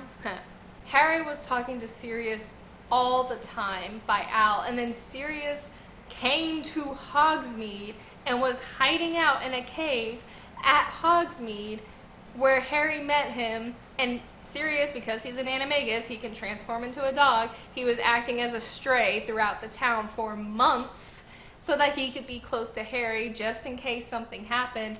Harry got to send food to him. He got to go down and talk to Sirius face to face. And at the very end, after Harry comes back from the graveyard and they discover who Crouch is pretending to be Moody, Dumbledore, who knows Sirius is in Hogsmeade because he's the one who told Sirius about the cave in Hogsmeade, Dumbledore gets Sirius to come into the castle so nobody is afraid, and Sirius is with Dumbledore as Harry recounts what happens to them. I loved how Sirius was in constant contact with Harry, how he was always encouraging him, always trying to give him tips and pointers of how to handle the tasks. Like, Sirius was doing such a good job at kind of keeping Harry's nerves from going overboard and just being a good godfather. Once they're at Hogwarts and the whole Triwizard tournament comes up and the age rules are implied, of course, and a detail left out is that he was entered under a fourth school, not as Hogwarts or one of the other schools. He was entered in under a fourth school name, and that's why he got chosen, because the cup was bewitched to do so. So that's why Harry being chosen was such a big impact, because of the rules Dumbledore had set up and because of the trickery that had been done on the cup in order to get Harry chosen. And of course, once Harry is taken back into the room with all the other champions, we get the ever so famous Harry, did you put your name in the Goblet of Fire? Dumbledore said calmly. We only see Dumbledore really raise his voice towards Moody at the end, well, not Moody, at Crouch at the end, and then at Fudge at the end of the book. Other than that, he keeps his voice pretty calm and under control. Like, there's some sharpness to his voice at times, but it's all very mellow. But then as they're getting on to the first task, the only thing I'm going to mention about the first task, and like the whole Harry-Ron thing, because I think it's so ridiculous, Ron was jealous that Harry was once again getting the limelight because Ron has been overshadowed his entire life, and I get that. I get why it would make him so angry. But the two boys should have just talked to one another. If they would have just talked it out, we would have had several pages saved of their petty arguments and not talking to one another. Ron definitely didn't tell Harry about the dragons because he didn't even know about the dragons, because Charlie didn't tell anybody because it was kept a secret. Hagrid told Harry about the dragons, and Hagrid told him to meet him so that he could tell him about the dragons. There was no middleman or anything like that. I wish they would have actually showed how Harry did it in the books, because he was very smart, he was very clever, how he baited the dragon into getting up over her egg so that he could swoop down and grab him, and then the judges got the dragon not to attack him. He had to be checked afterwards because he had some minor injuries from it, but he handled the dragon very well. He was able to get his broom and use his skills to outmaneuver a dragon and bait a dragon into flying so that he could go get the egg, and he did with ease, and he was the fastest of everybody to get it done. They should have kept that, because it really made it in the movies, it really made it seem that Harry just couldn't handle himself against anything. Harry and Ron make up after the dragon task, and they're back on good terms, and it's fine. They're back to being best buds. Boys will be boys, I suppose. But another big point of this book that I really wish they would have gotten into, especially because the elves played such a huge role in this book, was the movement Hermione started for the elves, the SPEW movement, as Ron and Harry call it, the Society for the Promotion of Elfish Welfare, not warfare. I love how she took it upon herself to go and try to start a movement to help the elves who have known nothing other than oppression and just being slaves or being treated as slaves until Dobby was freed, and now he works for a small amount of money, and it makes him happy to have that freedom for himself. And Hermione feels bad that there are other elves, even in Hogwarts, who work in the kitchens that don't get paid, that are enslaved, and she is outraged by this. And throughout the entire book, she is trying to work to fight to get some awareness, some level of awareness for the house elves and for the rights that they should have. She did great with that. I wish they would have at least kept it, but they completely cut out the elves, the house elves, in this book, which is such a shame, because we get Dobby again in this book, and Dobby is actually the one who gets the gillyweed for Harry, not Neville. Dobby was there for Harry this book. Like, he helped Harry out a lot. He answered a lot of questions for Harry. He gave him the gillywig. He stole it from Snape, Dobby did, but he still got him the gillywig. And then, of course, we get Hermione and Crumb's dynamic, which I thought was actually kind of adorable. I love how Crumb, despite Durmstrang being known for, like, their pureblood status, how they highly value that, they have their star person of the school, their star player for this big Quidditch team, falling head over heels for a Muggle-born student. I think that is fantastic in every single way possible. It is so cute how they interact, and Hermione, of course, at first doesn't pay any attention to Crumb. She's upset that all these fangirls follow him no matter where he goes. It's annoying to her because she's trying to study in the library and can't because of all these people, but he's only going to the library so that he can get close to her so that they can talk. And Crumb even gets jealous of Harry, especially when Rita Skeeter's articles come out. He gets jealous because he thinks, you know, him and Hermione are a thing, and he's upset because he really likes Hermione, to the point where he has to pull Harry aside to ask him to clarify it because of what he feels for Hermione. It's the sweetest thing. He is so sweet to Hermione the entire book. I love it. I love their dynamic. When they go to the Yule Ball together, and Hermione looks beautiful, of course, like, she's done her hair, she has this really beautiful blue dress on, and she goes with Crumb, and she's having the time of her life, and then it gets ruined by Ron. Ron is the one who ruins it. Even though there have been plenty of people who badmouth Hermione in the book, throughout the book, it's none of them who say anything to her. It even says in the book that Draco couldn't even say a word against her, like even her looks, because she looked that good. But Ron did, because he was upset and jealous, and then tried to make Crumb out to be some horrible bad enemy that they were facing against, and just tried to ruin Hermione's night, and it ended up in huge fights between them. And ever since then, they fought over, like, the smallest thing. Kind of shifting gears for a second, Harry has to do a lot to prove himself, especially because everybody was so upset that he got chosen, because when Cedric got chosen as well, this was like Hufflepuff's big moment to shine, because they get overshadowed by Gryffindor and Slytherin and Ravenclaw all the time. And this was their big moment to shine and be a representative of their school. And then Harry got chosen, not by his own fault at least, but he still got chosen, so a lot of people felt a lot of contempt against Harry for that. So Harry had to do a lot to prove himself. The first task with the dragon helped a lot. The second task really started to win a lot of people over, especially because he stayed behind to save the others when Fleur couldn't be there.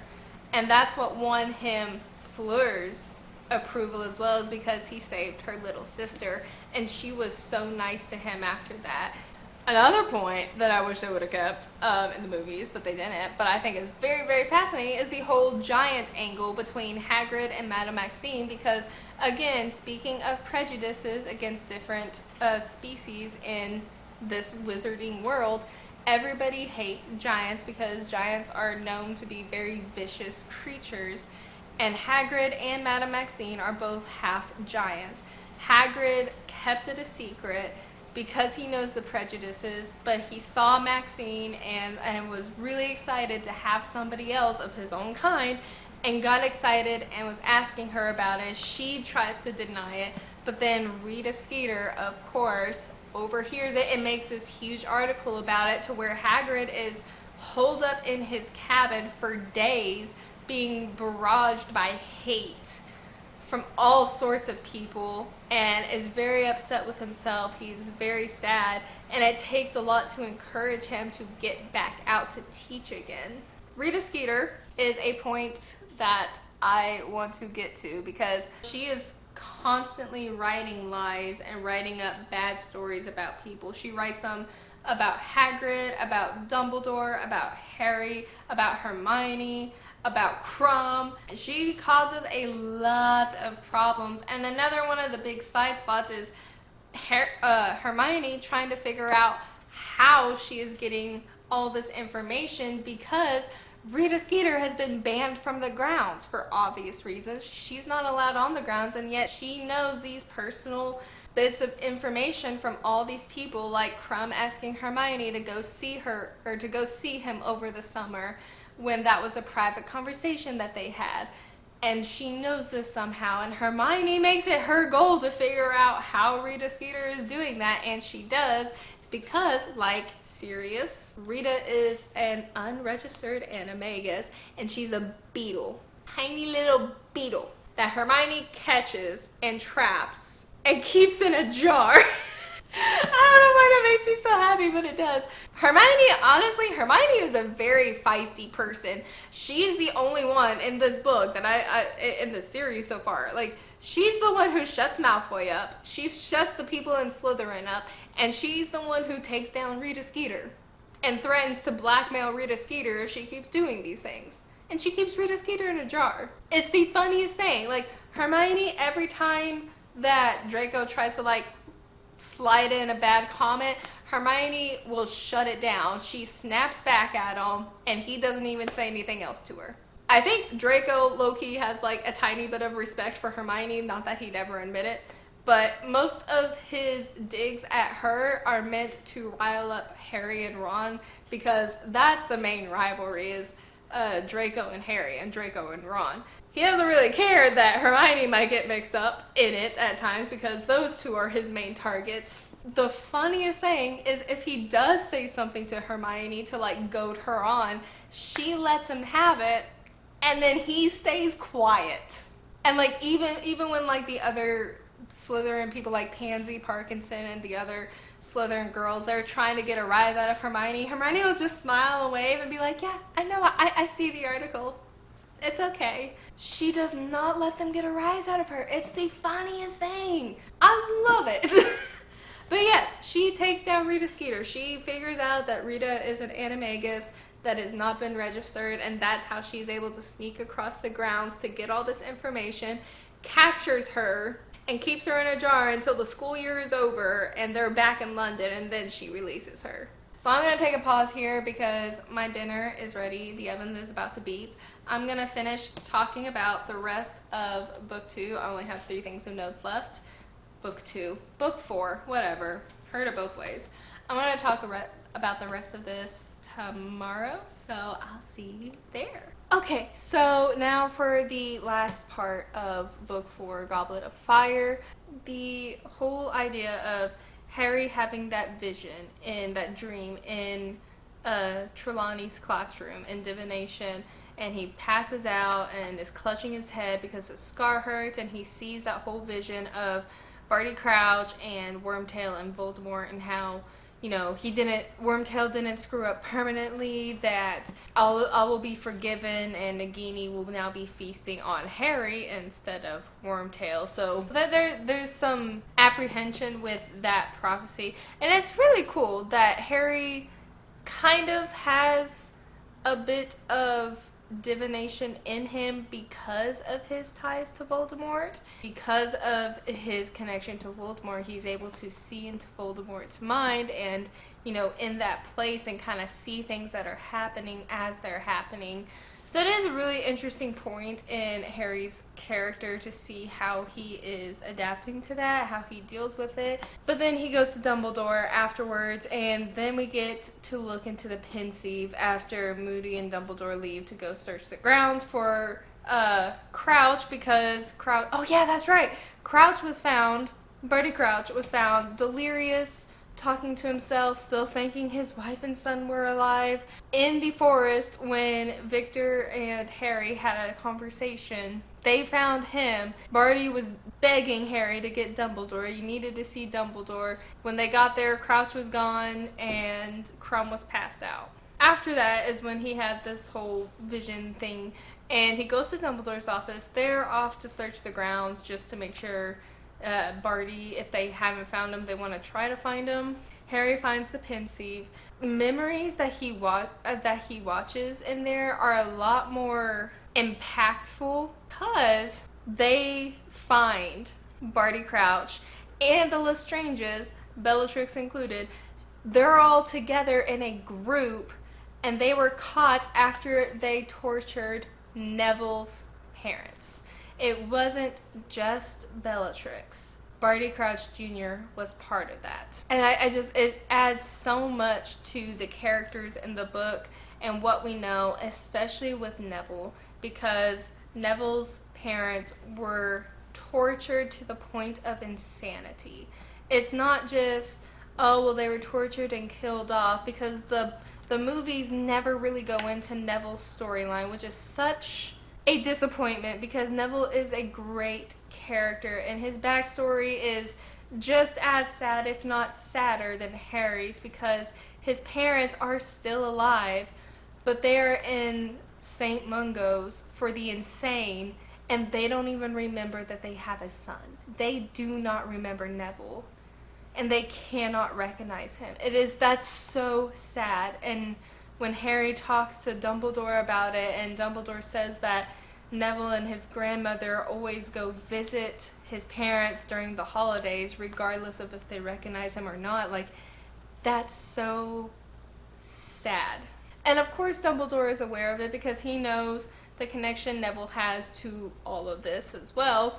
Just knowing that it wasn't just Bellatrix Lestrange. She wasn't the sole perpetrator to Neville's parents. There was a group of them. And Barty was part of that. One of the main antagonists in Goblet of Fire participated in torturing Neville's parents, and that's why in the classroom when Moody is making them all do the unforgivable curses and Neville mentions the Cruciatus curse, and Barty Crouch, disguised as Moody, is doing that right in front of Neville, right in front of the kid whose parents he tortured with this same curse. That's why he was just like, oh, well, come with me. Of course he did that so he could slip that herbology book in there, because he thought Harry would ask around for help for the egg and maybe Neville would be there to help, but of course Harry didn't, because it's Harry. Speaking of Crouch, I want to dig into this because we get a lot more about his family and his family dynamics. So Crouch obviously sent his son to Azkaban without any hesitation. He is described as a very power-hungry, selfish person, that he's gonna do what he thinks is right so that his image is not tarnished, so he can keep moving up the ladder, because He was aiming for Minister of Magic, but because of everything that happened with his family at that time and his wife's eventual passing, he lost that chance. The whole story about Crouch, how he sent his son to Azkaban, and as his wife is sitting there dying, her dying wish is that she switches places with her son in Azkaban. Crouch is eventually convinced to do so. He takes his wife, his dying wife, to Azkaban, and they have a polyjuice potion so that their son can turn into her, and they switch out bodies. And she stays in Azkaban until she dies and is buried under her son's name with nobody knowing it was her because of the polyjuice potion. Barty Crouch snuck his son, Barty Crouch Jr., out of prison and hid him and basically kind of kept him locked up in his own house. He always had to be under an invisibility cloak. He was only had contact with Winky, the house elf. That's who nursed him and brought him back to health. And he was never really allowed out. And this instance at the World Cup was like his first big outing, pretty much. Also, Barty Crouch Jr. was under the Imperious Curse, one of the 3 unforgivable curses. Barty Crouch had put that curse on his son so that he would not have a mind of his own, so that he wouldn't do anything or cause any trouble that could damage his reputation. Really, really sick and twisted family tree, family dynamic. It's awful. I had forgotten a lot of that plot point with Barty Crouch and his family, and it was really great to be able to reread that and remember just how deep that went. The second task was probably my favorite of the 3. It was fun to see them go underwater and kind of explore the lake that's at Hogwarts and see all the mer people, because they're not these pretty little mer people that everybody thinks them to be. No, they're quite ghastly to look at. You know, Harry gets past the Grindylows and he gets up there. He's the first one to arrive and he looks to see that they all need to be saved. He actually took the eggs warning seriously. He took it very literally, thinking that if they didn't get saved after 1 hour, they were actually going to sit there and die because nobody would come to get them. So Harry was freaking out the entire time because he was like, oh no, if I don't get Ron and then Fleur's sister, because Fleur's not coming, Fleur's sister's going to die and I can't live with that. So he ends up saving both of them, gets up to the surface, he's swimming up there, gets up, and that's when they have that big discussion about points and whatnot, all that system. Random point to talk about is Dumbledore can speak the language of the mer people. I would have killed for that to be in the movie, because I know that would have sounded so absurd. I wish we could have seen that. But he talked to the chief of the mer people about Harry's actions, what Harry did underwater, and that's how they knew what was going on and why Harry came in last. There is a moment I do want to read. It technically happens before the second task. It's about a little over halfway through, so almost 3/4 way through, and Harry is trying to figure out the second egg. The only reason I'm reading this is because after I finished reading this, I sat down on my bed and was just laughing because of how I thought about Moody's inner thoughts, or Crouch's inner thoughts after this interaction. Moody and Snape are talking to each other after Harry dropped the egg and it went off, and Filch came, thought it was Peeves stealing from a champion, and Moody comes and he knows that Harry is there because Moody's little eye can see under invisibility cloak, so he can see Harry there. But Harry's stuck. He can't move because his leg fell through a stair, so he's just sitting there in pain, stuck underneath his invisibility cloak with nowhere to go. And the Marauders map fell out and it's behind him somewhere. He's just not in a good situation. I love this right here. This is starting with what Moody is saying. Saying, "Prowl away," said Moody, but his voice was full of menace. "I look forward to meeting you in a dark corridor sometime. You've dropped something, by the way." With a stab of horror, Harry saw Moody point at the Marauder's map, still lying on the staircase 6 steps below him. As Snape and Filch both turned to look at it, Harry threw caution to the winds. He raised his arms under the cloak and waved furiously at Moody to attract his attention, mouthing, "It's mine, mine." Snape had reached out for him, a horrible expression of dawning comprehension on his face. Accio parchment! The map flew up into the air, slipped through Snape's outstretched fingers, and soared down the stairs into Moody's hand. "My mistake," Moody said calmly. "It's mine. Must have dropped it earlier." But Snape's black eyes were darting from the egg in Filch's arms to the map in Moody's hands, and Harry could tell he was putting 2 and 2 together as only Snape could. "Potter," he said quietly.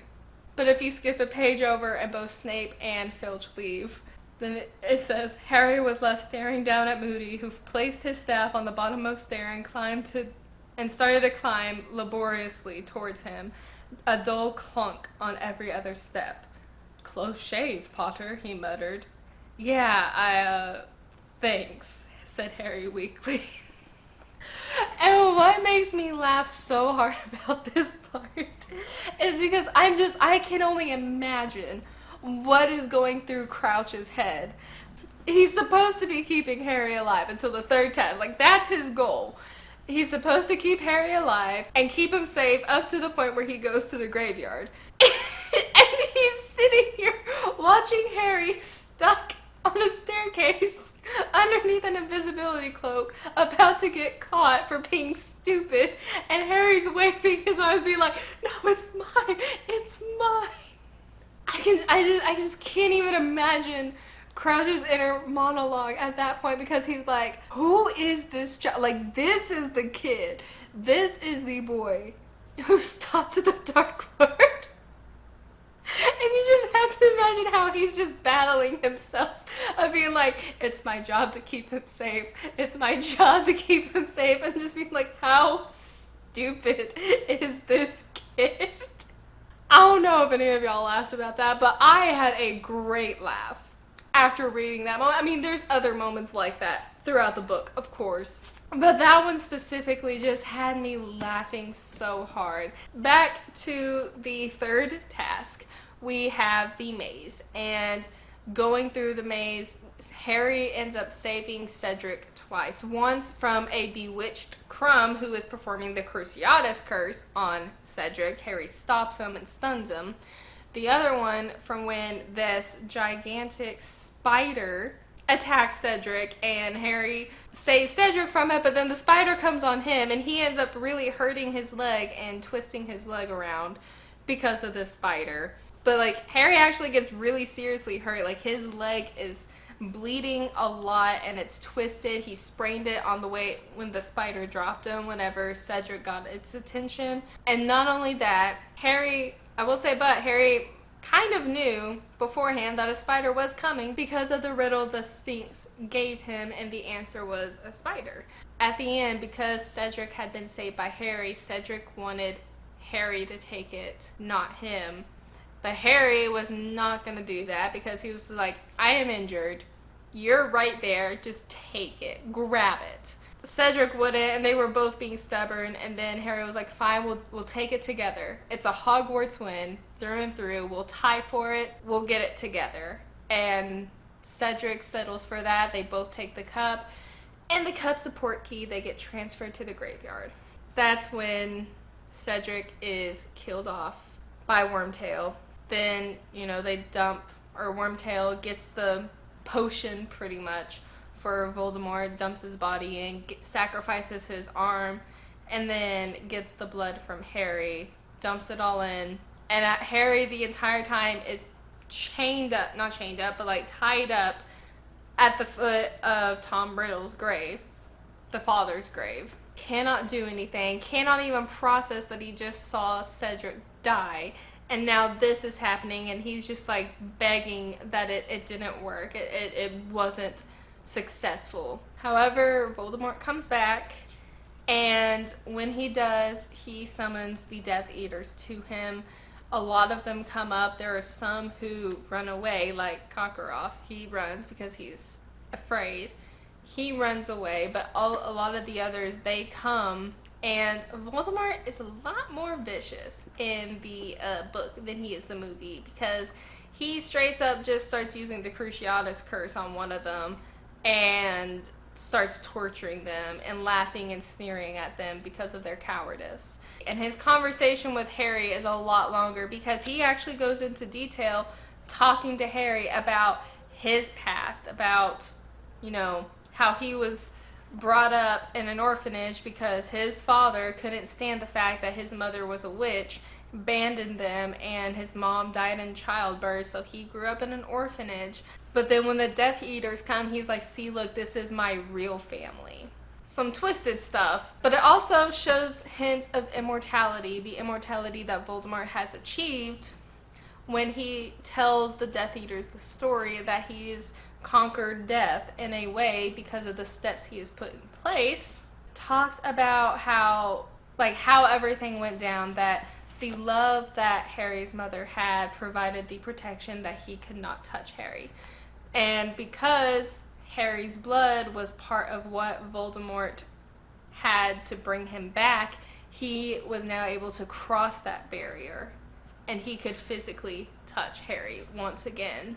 I mean, Voldemort shares the entire story of like what happened after he fell from power, where he went to hide, everything he did to try to survive, how, you know, the whole thing with Quirrell came about, and then Wormtail finding him in Bertha Jorkins, and all of that, how that whole thing came about. He sits there and gloats about it because he wants to make the Death Eaters feel bad for them not going to find him. But then, of course, Voldemort, being very cocky and confident, wants to kill Harry in a fight that shows that Harry cannot best him, that Harry is weaker than him, that he can kill him in a fair fight, and that will show who is stronger. Got a little overconfident. That's when we get the duel, and Harry is tortured quite a bit from Voldemort, and even try to be under the Imperius curse, and Harry fights it off. That's when they finally, when they duel, their wands connect, and that's when all the people start popping up. We get the caretaker, we get Cedric and Bertha Jorkins, we get Harry's parents, and that's when we really get to see that it's scaring Voldemort. Like, Voldemort is actually afraid of all of this happening because he doesn't really seem to understand it either, and Harry doesn't know what's going on, but it's a battle that is happening. The ghosts of all these people help him escape. He gets to Cedric, takes the cup, and goes back to Hogwarts. And when he gets back, of course, it's the utmost shock of what has happened, and he doesn't really know what to do. But he ends up being taken away by Moody as Crouch. While Dumbledore asked him, he was like, just stay here, Harry, we'll be right back, because they had to handle Cedric and Cedric's parents. But that wasn't happening. Moody took Harry away, took him back to the castle, and was treating his wounds whenever Moody kind of reveals himself, and he explains the entire scheme. Well, he explains what his purpose was, what his plan was to resurrect the Dark Lord. Then it also goes into how he's helped Harry throughout the tournament and how he had planned it all. He had put Harry's name in the Goblet of Fire and all of this. Dumbledore comes in with McGonagall and Snape, and this is the first time we see Dumbledore, like, angry. Because Harry describes, I can't remember exactly what he says, but Harry describes it. He's like, I understand why Dumbledore was the only wizard that Voldemort feared. And it was in that moment when he came in and approached Crouch, and they got him stunned, and they were asking Harry for details. But that's when, of course, you get McGonagall going down to get Sirius, although she doesn't know it's Sirius at the time. She gets the doggy and brings the dog to Dumbledore's office, and Snape gets the Veritaserum, and they give it to him, and Crouch reveals everything. I'm pretty sure I've already talked about it, but it's the whole scheme of how he escaped from Azkaban, how he ended up at the World Cup, everything that he did, taking over Moody's body, and they find Moody himself, the real one, in a trunk locked away.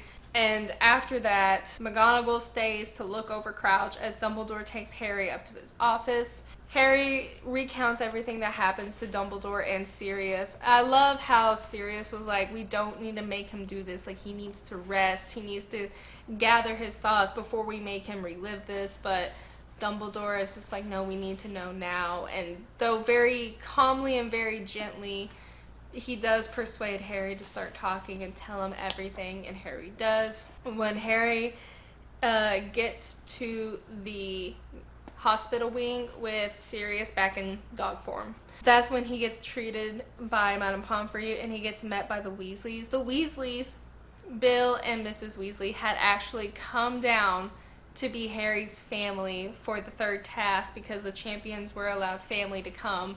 Mrs. Weasley was the one who came for Harry, which I thought was so sweet because she really does see him as a son. But she's there, and all of the Weasleys are there to comfort him and to be with him. That's when Fudge comes in, and Fudge just is belligerent about the fact that Harry couldn't possibly be right about about Voldemort being back, even though Dumbledore has recounted Harry's story to him.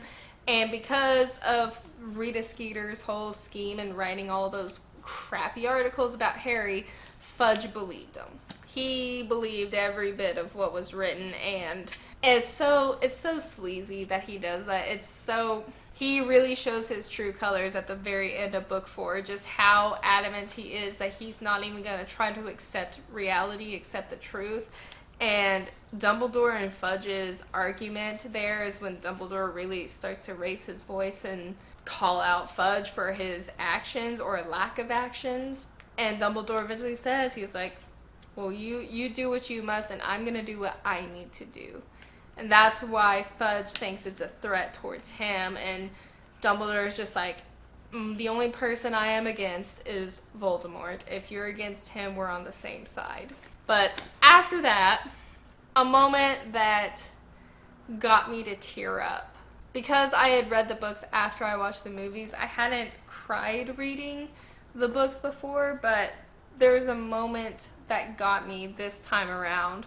Was when, after all of this has happened and everybody was leaving and Harry was sitting in the bed and reality was starting to set in on him about what had happened to Cedric, and he starts trying to fight back the emotions that are coming up, and Mrs. Weasley bends down and gives him a hug and just holds him as a mother would.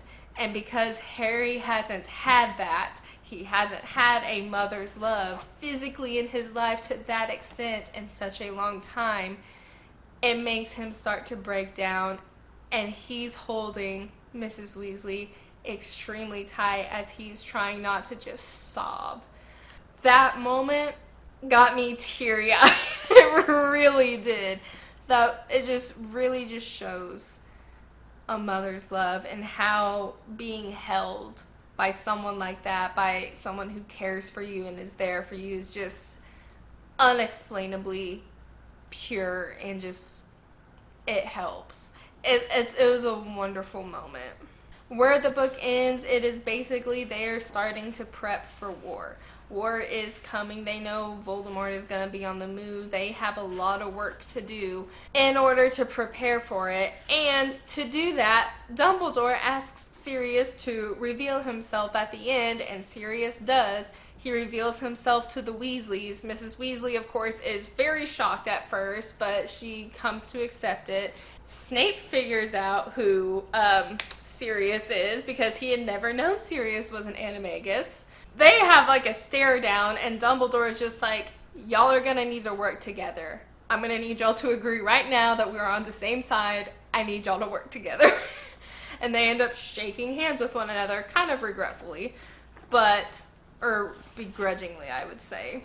But they agree to work together, and everybody's acknowledged what is happening. Sirius is off to like Ramus and some of the old members of the Order to get the group back together, and Snape has been given a task by Dumbledore Dumbledore asks if Snape is ready to resume his task, and Snape says he is. Everybody is prepping for war. As they are leaving Hogwarts, Harry ends up giving the galleons he won for the tournament because Cedric's parents wouldn't accept it.